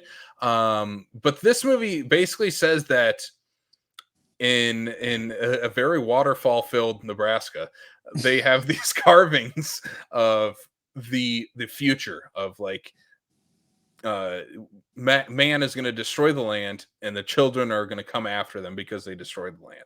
Yep. So that's part of the mythology here, is that. Which is a cool concept. Yes. But they don't do it well. They don't do it well. There's another concept that they just continue from the first movie, He Who Walks Behind the Rose, this evil presence that lives in the corn of Gatlin, Nebraska. Okay? They also introduce that there's some green shit town-wide conspiracy about moldy corn. Of moldy corn that they brought in from Nilbog, the town from Troll 2, because it looks like green shit from that town too. Yep. That somehow like gives you hallucinations. Yeah. And that might be why the kids are going crazy. But and the why... thing is like the kids were crazy before that. Yes. So it makes no sense. It makes no sense. It's so funny. Like they put so much into this movie. Like there are so many subplots that just get dropped immediately. Yes. Like they just introduce it and then it's like, well, that doesn't matter because we're going to go watch an old lady in a wheelchair get hit by a fucking semi. There's a couple old lady deaths in this. The deaths in this movie are the talking point. Oh yeah. Every kill is great in this movie. So the first kill we get to see in this movie is the two other news reporters that drive off into this cornfield for some reason, and this really cheap looking tornado effect comes in, and one of them gets his throat slit by a ear of corn. Yep. And then the other one gets an entire corn stalk just through the jugular in the car. Both look incredible. Both are cheer-worthy kills. That's what this movie is. Dude this just movie gets speared in the throat by a corn stalk, like right through the front windshield. Yeah. It's nuts. Final Destination 2 clearly was inspired by Children of the Corn 2. Yeah. Totally. Yeah. They definitely watched that movie. I wouldn't be surprised if actually, I really wouldn't be surprised either. Yeah. Because there are some very Final Destination kills in this. Oh, 100%. Like there's two old ladies played by the same actress, and I think they just wanted to kill this old lady twice, is why they did that. Yeah. She is like, no, these kids are still evil. They're smearing corn shit all over my house. And our main character like smears his hand over it and sniffs it. Yeah. And then wipes it on his pants for some reason. And it's like a close-up shot of his pants as he wipes it. And it's not like one and done. He like is literally like smearing it on his pants. And I'm just like, that's poop. Why is this shot in the movie? That is poop with corn. 100%. It's so gross. It is disgusting. And it does nothing. It sort of sets up the corn has this weird mold. Yeah. This weird fungus on it. But like, again, that doesn't go anywhere. No, not at all. There's the first old lady that gets killed is her, who she's moving her house. She's trying to get the F out of Nebraska. I don't blame her. And she ends up chasing her cat underneath the house as it's lifted up off the ground. And the children of the corn come and very slowly, mind you, have the hydraulics that are holding the house up come down and crush her. Yes. Well saying. Go ahead. I was just going to also say, according to the sound design off screen, they kill the cat. Yeah, but then after the lady dies, you hear the cat meow again. So it's either also a Stealth Pet Cemetery sequel or the sound designer lied to us. I mean, this is the Pet Cemetery 2 of the Children of the Corn series. It really is. And when she gets killed, she yells, "Oh, what a world, what a world." Oh, what a world. You see the house crush her, and all that's left is her legs. Yep. It's a wonderful Wizard of Oz homage. Yeah. For some reason. We had just talked about that too. Like one of us made a comment about how it was like, oh, I hope her legs stick out from it like the Wicked Witch or something. And then it happened. And she actually said, "What a world." And it was just funny. We predicted a lot of this movie. Yeah, we did. Another standout part is when the two teen leads are making out in the cornfield. The kid is very slow to catch his girlfriend. even though she says, Yeah. like, if you catch me, we're going all the way. He's a very slow runner. That guy needed to pick up the pace. But then later he has no problem keeping up with her when his life is in danger. And I'm like, what's more important, buddy? Yeah. They end up making out on top of a severed human hand and then find like dozens of corpses all around them that they somehow didn't notice. In a huge clearing in this cornfield. Yes. It's massive. They clearly didn't do a helicopter search. No. They didn't care that much. No. And to be fair to these kids, they were horny. Yes. 100%. Yeah. There's a lot of horny teen stuff in this one. Yeah. This is, out of the 3, this is the horniest one, for sure. Yeah. It's the, for sure. Yeah. Children of the horn. That didn't work. Cut that. Children of the corn moans.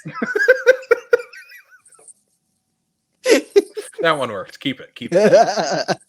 The next kill with the old lady is, I think, the biggest pop we got out of this movie. Oh God. The other old lady has this very MacGuffin wheelchair that we're like, that looks like the wheelchair from Silver Bullet.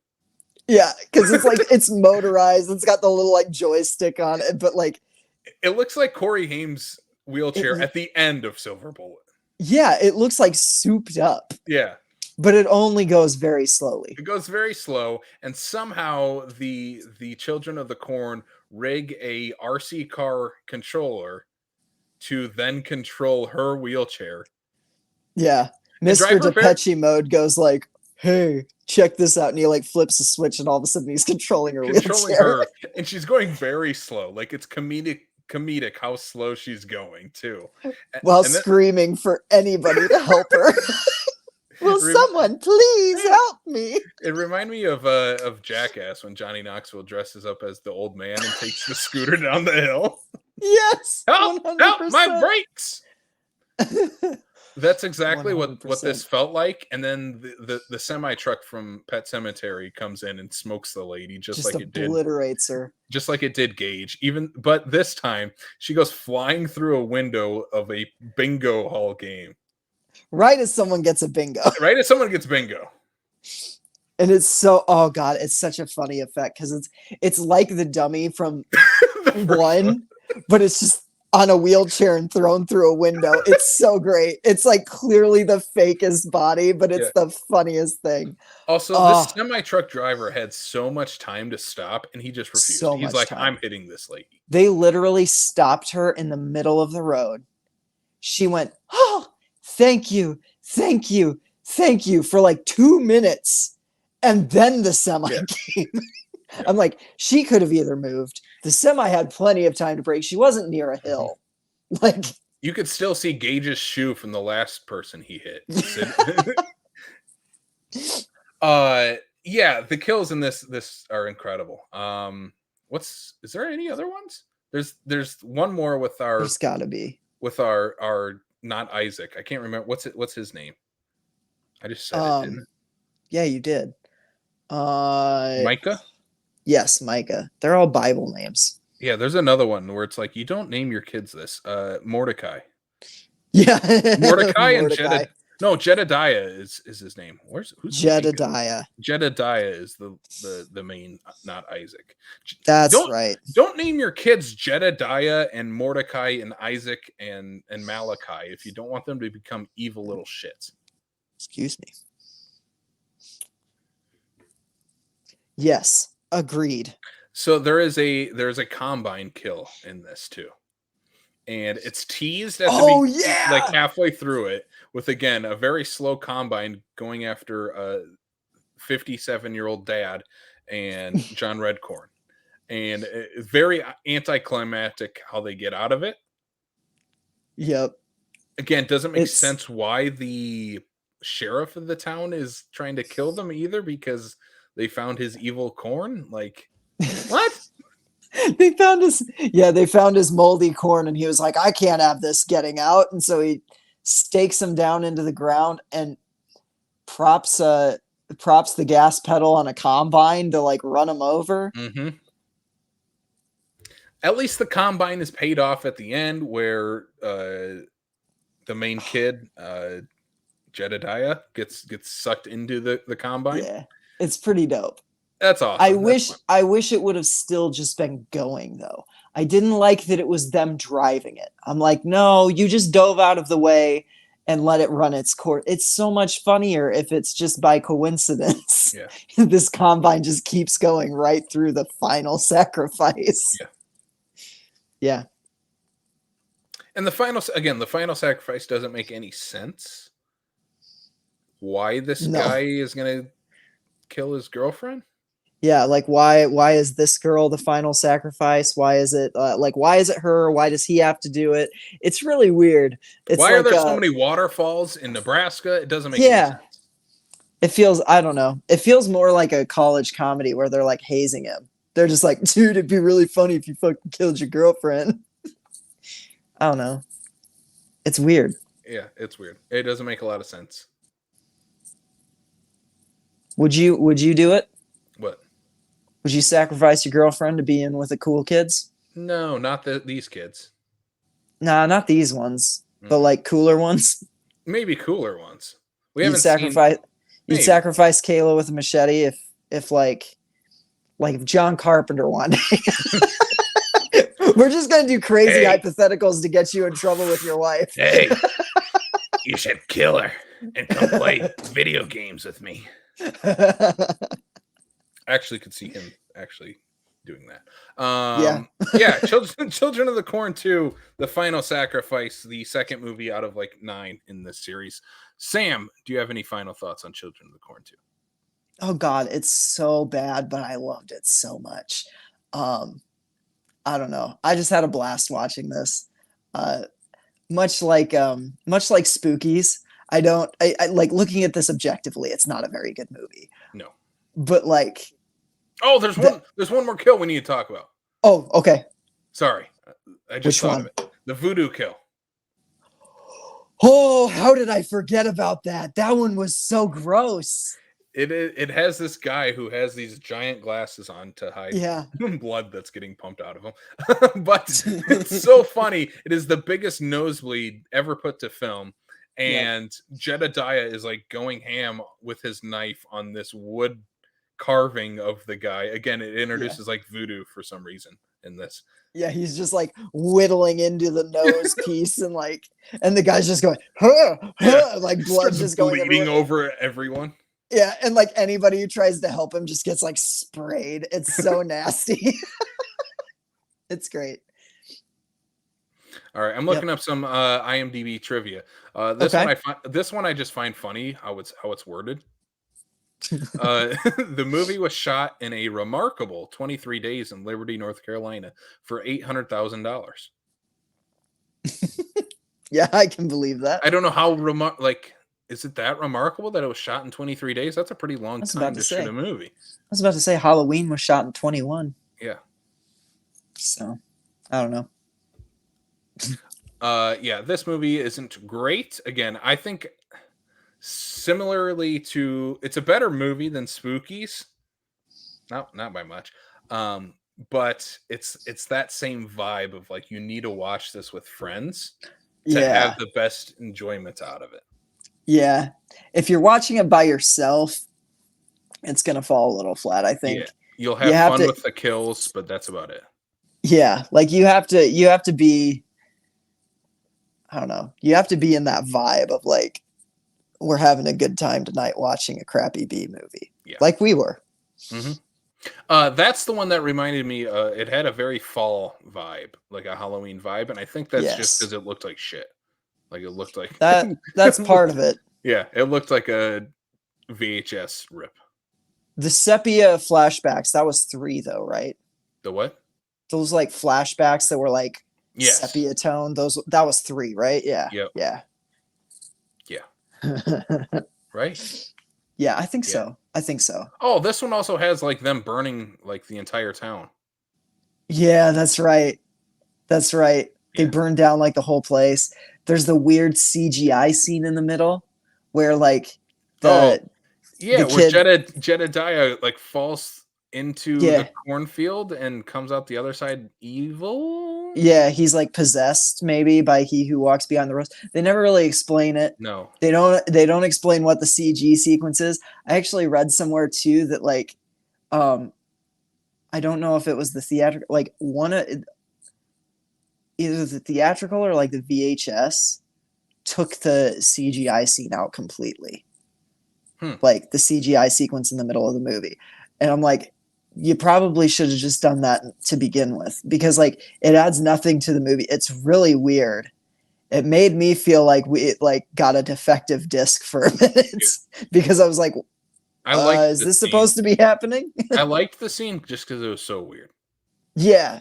I could see that. I could see that. Yeah.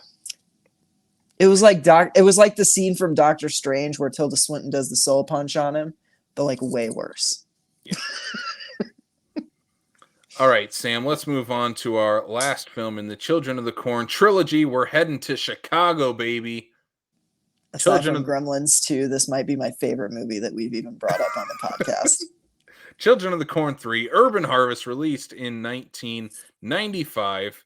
It is about two brothers who, again, are from Gatlin, Nebraska, and they are brought to Chicago, Illinois, to live with this rich couple who decide to adopt a 17-year-old and a 12-year-old.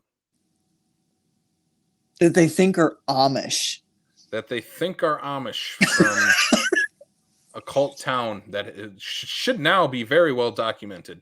I was in about the to second say, movie, it's well documented. There's news crews there. That's how we open with the movie.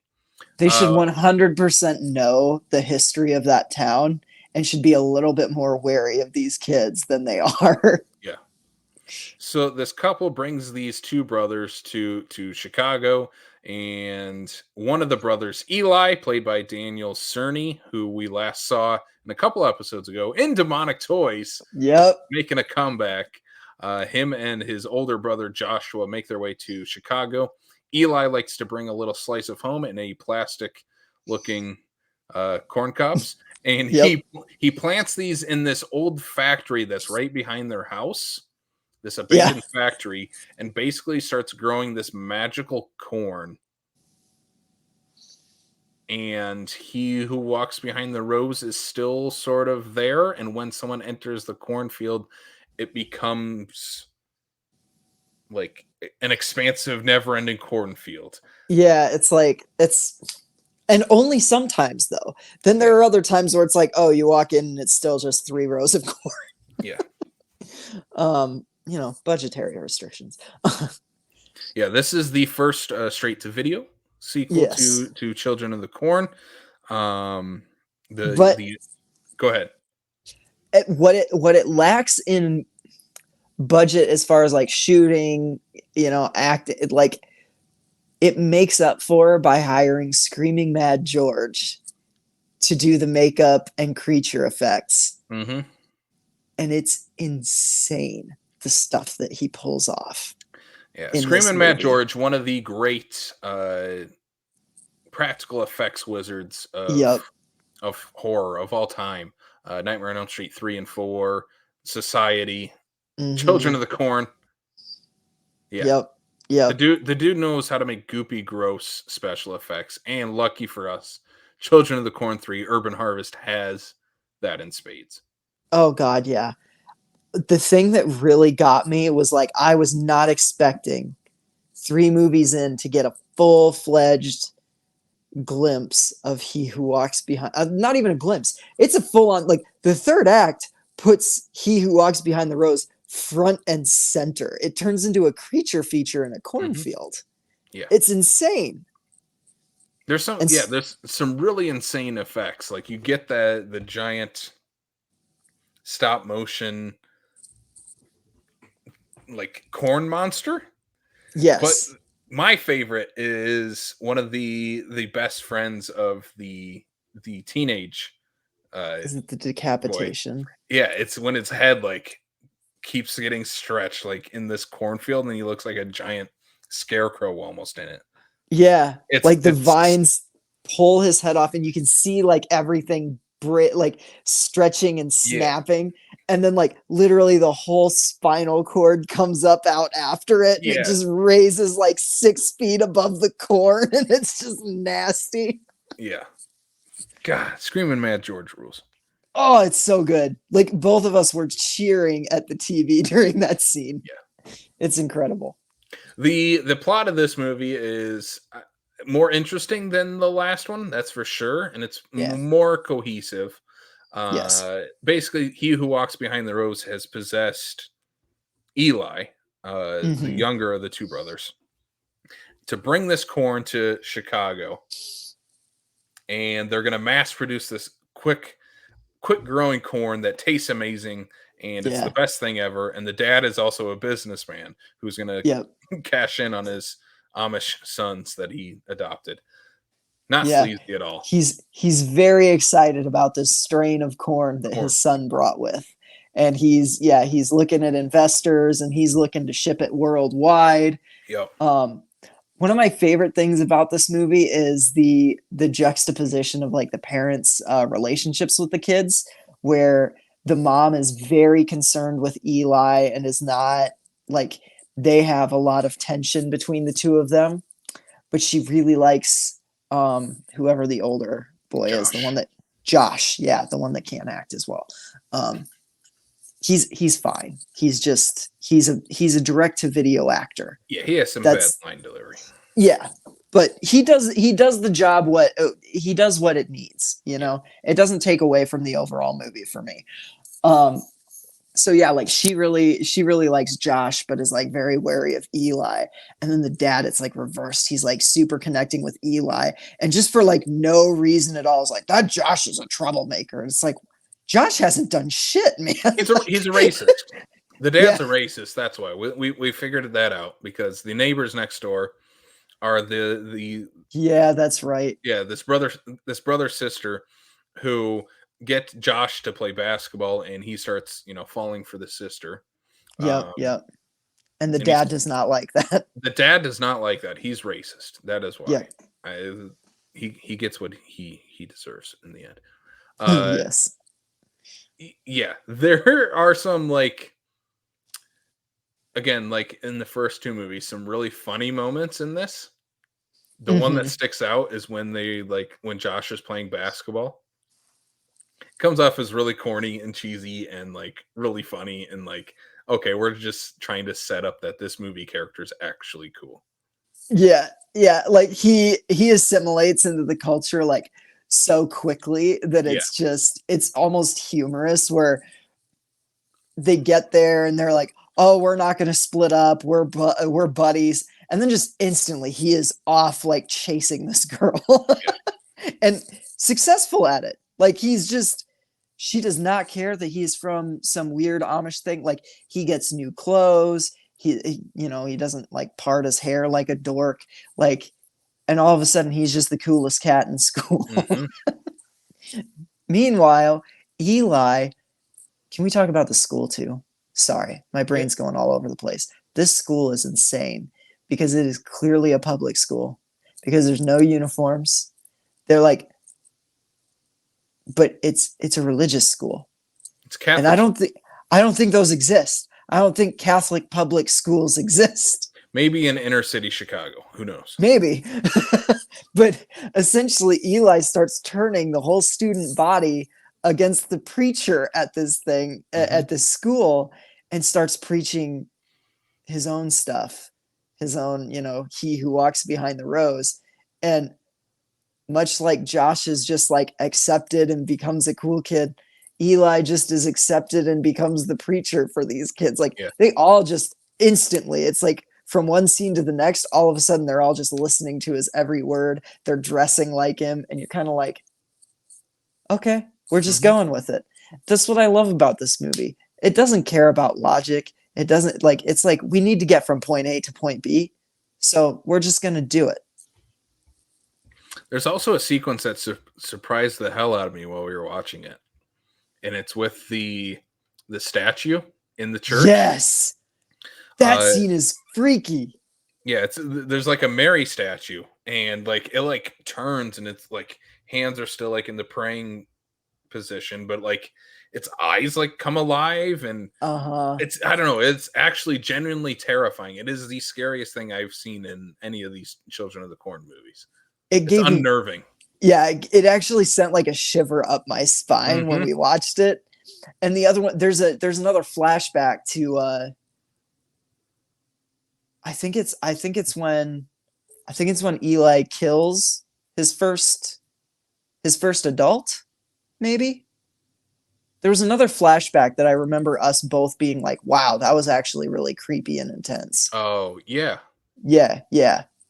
I can't remember exactly what it was though, but it was one of those like the like it's Fulci era, like the Fulci-esque flashbacks. yes, and they're all the kids are wearing masks out in the Yeah, cornfield. that's Yep, what it is. Yep, yep, yep. yep. It's very folk horror, like very, very like folksy cult type of Mm-hmm. stuff, and it's really effective. It's really cool. This is also the film debut of Charlize Theron. We Yes, should just throw that out there, I she guess. actually gets a pretty bloody death too. Mm-hmm. I didn't expect her to die. I just assumed she was going to be reaction shots for most of the movie, and then she actually gets a death scene, and it's pretty gnarly. Mm-hmm. Like she doesn't survive the third act bloodbath. Here, I'm trying to pull up this picture of the Mary statue. I wonder if it'll come across. Oh yeah, yes, It's it's so terrifying. creepy. It's It's so creepy. terrifying. It is The way genuinely it's terrifying. the way it's lit. Like I don't know. I mean, I assume there's a little bit of CG there, but like they pull it off. Mm-hmm. It's a really unnerving effect. It's really cool. It's really good. Yeah, this movie has, again, like we said, all three of these movies are very, very different. The first one is pretty much presented as a straightforward horror movie, leaning more Hmm. into the cult aspect of it. The second one is very much, I don't want to say, yeah, I would say it's definitely tongue in cheek Yeah, on the there's no way that it's not at least slightly in on the joke, yeah. you know? And then this one here is not really interested in doing like a creepy cult movie. It's more of like, let's have some wild special effects because we have Screaming Mad George, and let's have some genuinely terrifying moments in it as well. Yeah. Yep. I love movies that take like one of my favorite horror movies is Leprechaun Back to the Hood. Mm-hmm. It is 100% like a guilty pleasure. It's much like Children of the Corn 2. It's not a good movie, but it's a very fun one. And I love the idea of taking I mean just horror in general and putting it in a city, you Yeah. know? When it's done well. Mm-hmm. When it's done like when it's done like Scream 6, when it's done, like I mean, I guess it's not super done well, but they have fun with the concept in Leprechaun Back to the Hood. Yeah. And they have similar fun with this. I think the Evil juxtapose. Dead Rise. Yes. Oh my God. Exactly. Like so. This is a trope in horror, and I think this gets overlooked in that area because like this is really good like urban horror. Mm-hmm. I love it. It's a perfect like marriage of like cult folk horror mixed with like inner city horror. And you even said it yourself. It's really funny that this is set in Chicago and this movie has more Korn in it than the second one does. Yeah, the second one I gave a lot of crap to because there is not a lot of Korn No. like besides when the kids are like actually like cultish. Yeah. Otherwise, it's a lot of like in the forest or near rivers or waterfalls. Yeah. It's almost like until the third act they're not even in like a Korn town. Yeah. Yeah. Whereas, yeah, this one is very much like about the corn. Like the Yeah. corn is the main plot of the movie. Oh yeah. Oh yeah. The mother's death. I'm a sucker for a good pipe through the head, especially when they do the gag of like the water coming It's out of the something coming. mouth. Yeah, Yeah. Um like My Bloody I Valentine.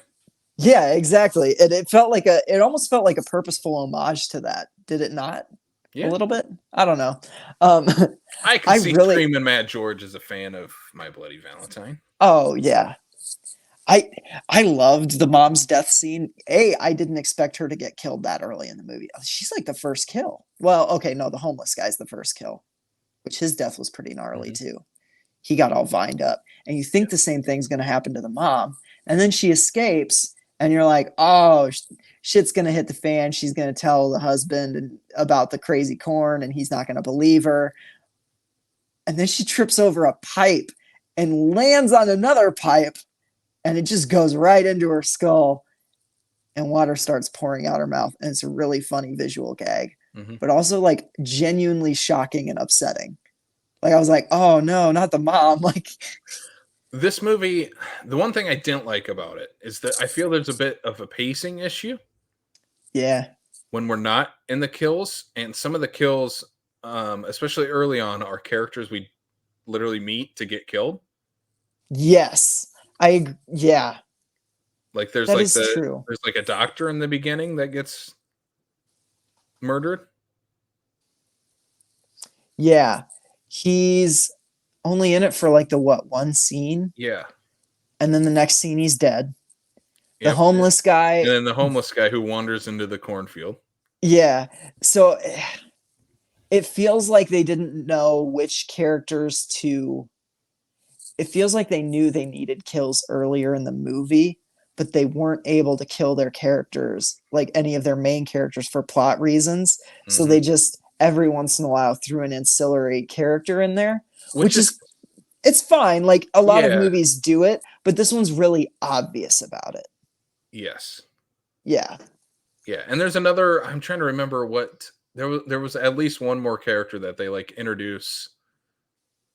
She Yeah. works at, like, she works at the, like, adoption center, Oh yeah, right?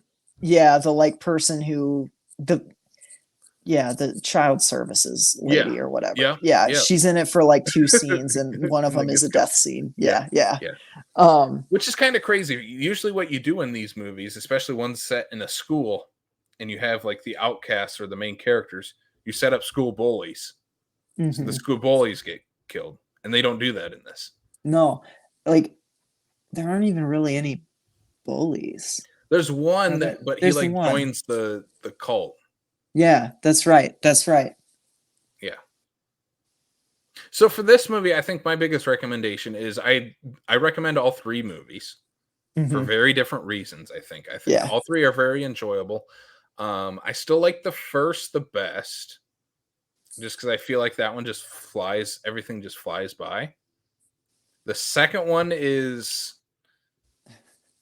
kind of just a bonkers movie, and you need to watch it with friends and just laugh at the movie more Yep. so than I mean, there's with like laugh with the movie moments, but it's more so laugh at the movie. Yeah, The 100%. the third one is like, yeah, this is a screaming mad George special effects movie. Extravaganza, Yes. man, like, especially in that 3rd act, like, that Yeah. 3rd act is insane. I also appreciate the Halloween 3-esque ending. I guess not totally Halloween 3. I like that they go back to like, oh, this corn is still shipping all over the Yeah. world Yeah. for all these like child cults to start popping up. And I just love that. Guarantee it's never touched upon in the other Oh, sequels. 100% not. Given the fact that they don't seem to care about continuity even between the first 3 movies. No. Yeah, I doubt that it'll be explored further. I really like I don't know. I read some letterboxd reviews where they were like, why did we even go back to that? And I'm like, I thought it was a fun stinger. Like I liked that. I liked Mhm. that they were like, yep, this is the first crate. We'll be shipping out more next week. And I'm just like, It's a doesn't fun completely cliffhanger. make sense Yeah. because it's like, well, who's still authorizing this? Because by the end, both Eli and the dad are Mhm. dead. But somehow this corn's still getting shipped out. I He don't who know. walks behind the rose works in mysterious ways. He Am I right? works in mysterious ways. Maybe it's the sheriff from the first movie. I don't know. Yeah. The green corn is finally going to come out. Yeah. Yeah, I think we both recommend all 3 of these movies. Yeah, Surprisingly, I absolutely. was surprised. I was surprised too.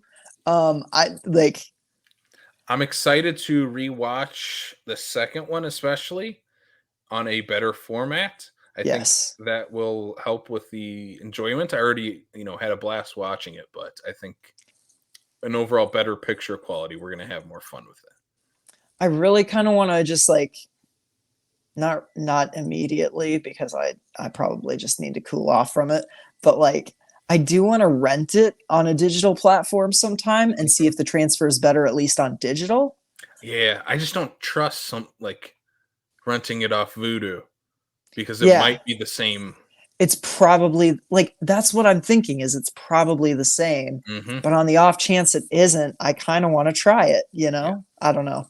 We'll see. we'll see. Maybe when we talk Children of the Corn for the Gathering, maybe Children of the Corn 5. I'm just reading these off. Fields of Terror. Children of Children the of the Corn 666. Yeah, Isaac's Return, and then I Children of the feel like that one I might have seen. That Isaac's one might Return. have been one of the sequels I've seen. Yeah, yeah. Yeah. And then Children of the Corn Revelation. That's all that's left on these. I think there's the. Maybe it was Revelation. It was one of those like later two, I think. I've I think seen. there's Children of the. I think there's just one called Children of the Corn, Yep, and that's the there's sci-fi remake. yep, and then And there's I saw Children of the that and that's Corn. bad. There's Children of the Corn Genesis. I might have seen so like I think I did see a chunk of these as they were kind of coming out. I know they always played on Um Sci-Fi too. yeah, and I think that's what it was they were always playing on like sci-fi. So I think Mhm. I've seen some of the later sequels. I don't remember a whole bunch about them though. And then the last one, the latest, Children of the Corn. I have the Blu-ray that I didn't know I won from Fangoria. So thanks, Fangoria. Yeah, that's awesome. I'm excited to see that one. Yeah, it's gonna be terrible, but I want to watch it. But it might be enjoyable, kind of terrible. We I don't don't know. think so. I don't think so. I don't You trust and that it is. you and I sometimes enjoy very different things. That's true. I I don't know. I love everything. It's it's hard for me to like totally slag him. Yeah, Oh, can you still see me? I see you. Oh, Yeah. my screen went out for a minute there, so I didn't know. It was he who walks behind the road. It's like, how dare you? How dare you say that you like my Blasphema. bad movies? Outlander. All my movies are good. That's it though. That's Children it. of the Corn 1 through 3. Highly recommend 3. Honestly, highly recommend all of them. Yeah. Like I had so much fun with this. Mhm. Like I said, I'm not gonna watch another Children of the Corn movie for a little while after Yeah. this. We'll wait But a year. yeah, but like okay, I will say by October I'll probably have watched Urban Harvest a few more times.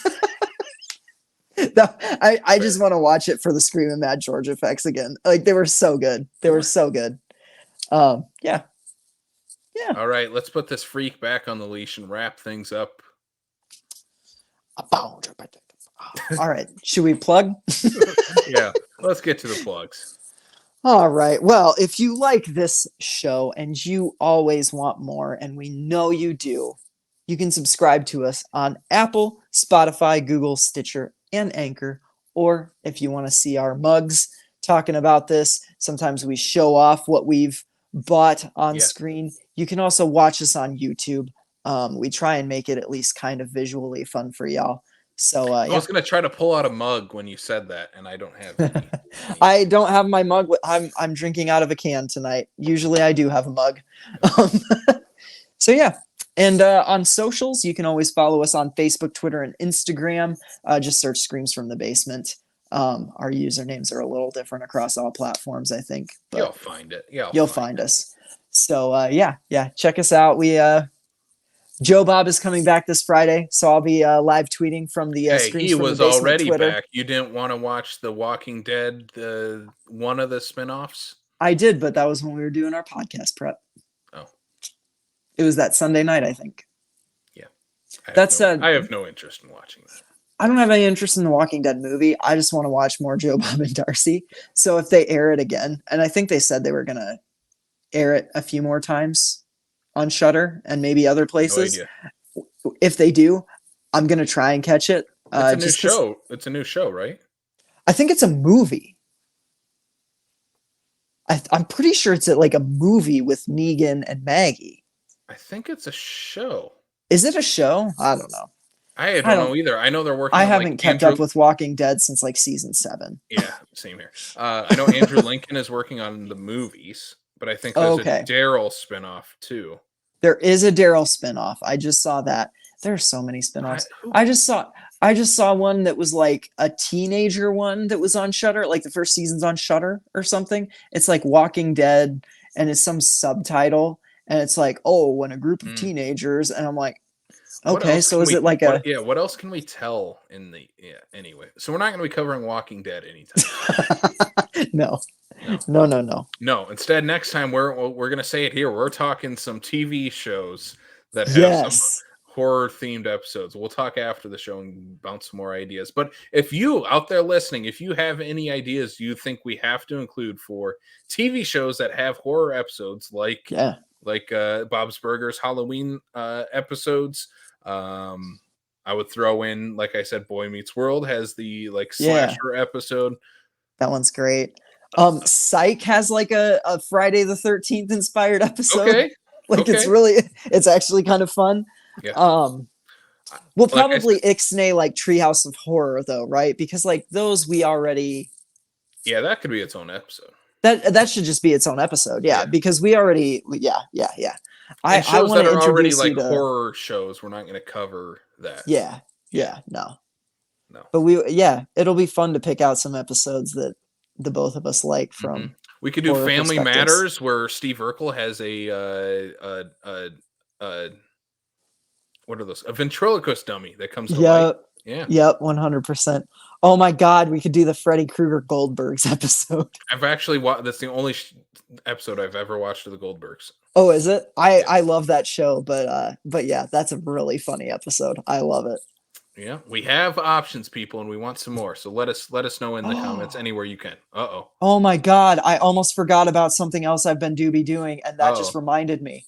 I watched the Robert Englund doc on Screambox. Yeah, it's incredible, dude. It's so good. Watch it because you'll love it. Just being a Robert Englund fan, everybody should watch it. It's tremendous. They actually do spend a chunk of time talking about, like, Robert Englund talks about how excited he was to come back to the role of Freddy Krueger for that Goldbergs episode. And they do like a little, I don't know, 3 or 4 minute chunk just on that episode. It's pretty cool.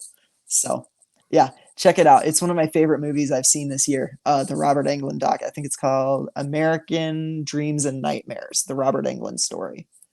Yeah, check it out on Screambox. It's dope. Sweet. All right, Sam, let's wrap this thing up again. You can leave us your suggestions in the comments below. Anyway, for Sam Lenz, I'm Casey Kelderman. Thanks for tuning in. And sweet screams.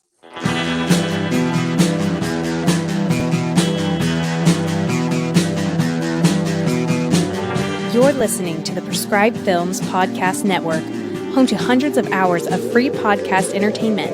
The shows on this network all have a common goal: providing you with the best discussions about movies and other forms of entertainment media. The PFPN hopes to fill your earholes with audio joy. Visit our website with links to all the other amazing shows at www.thepfpn.com. Thanks for listening.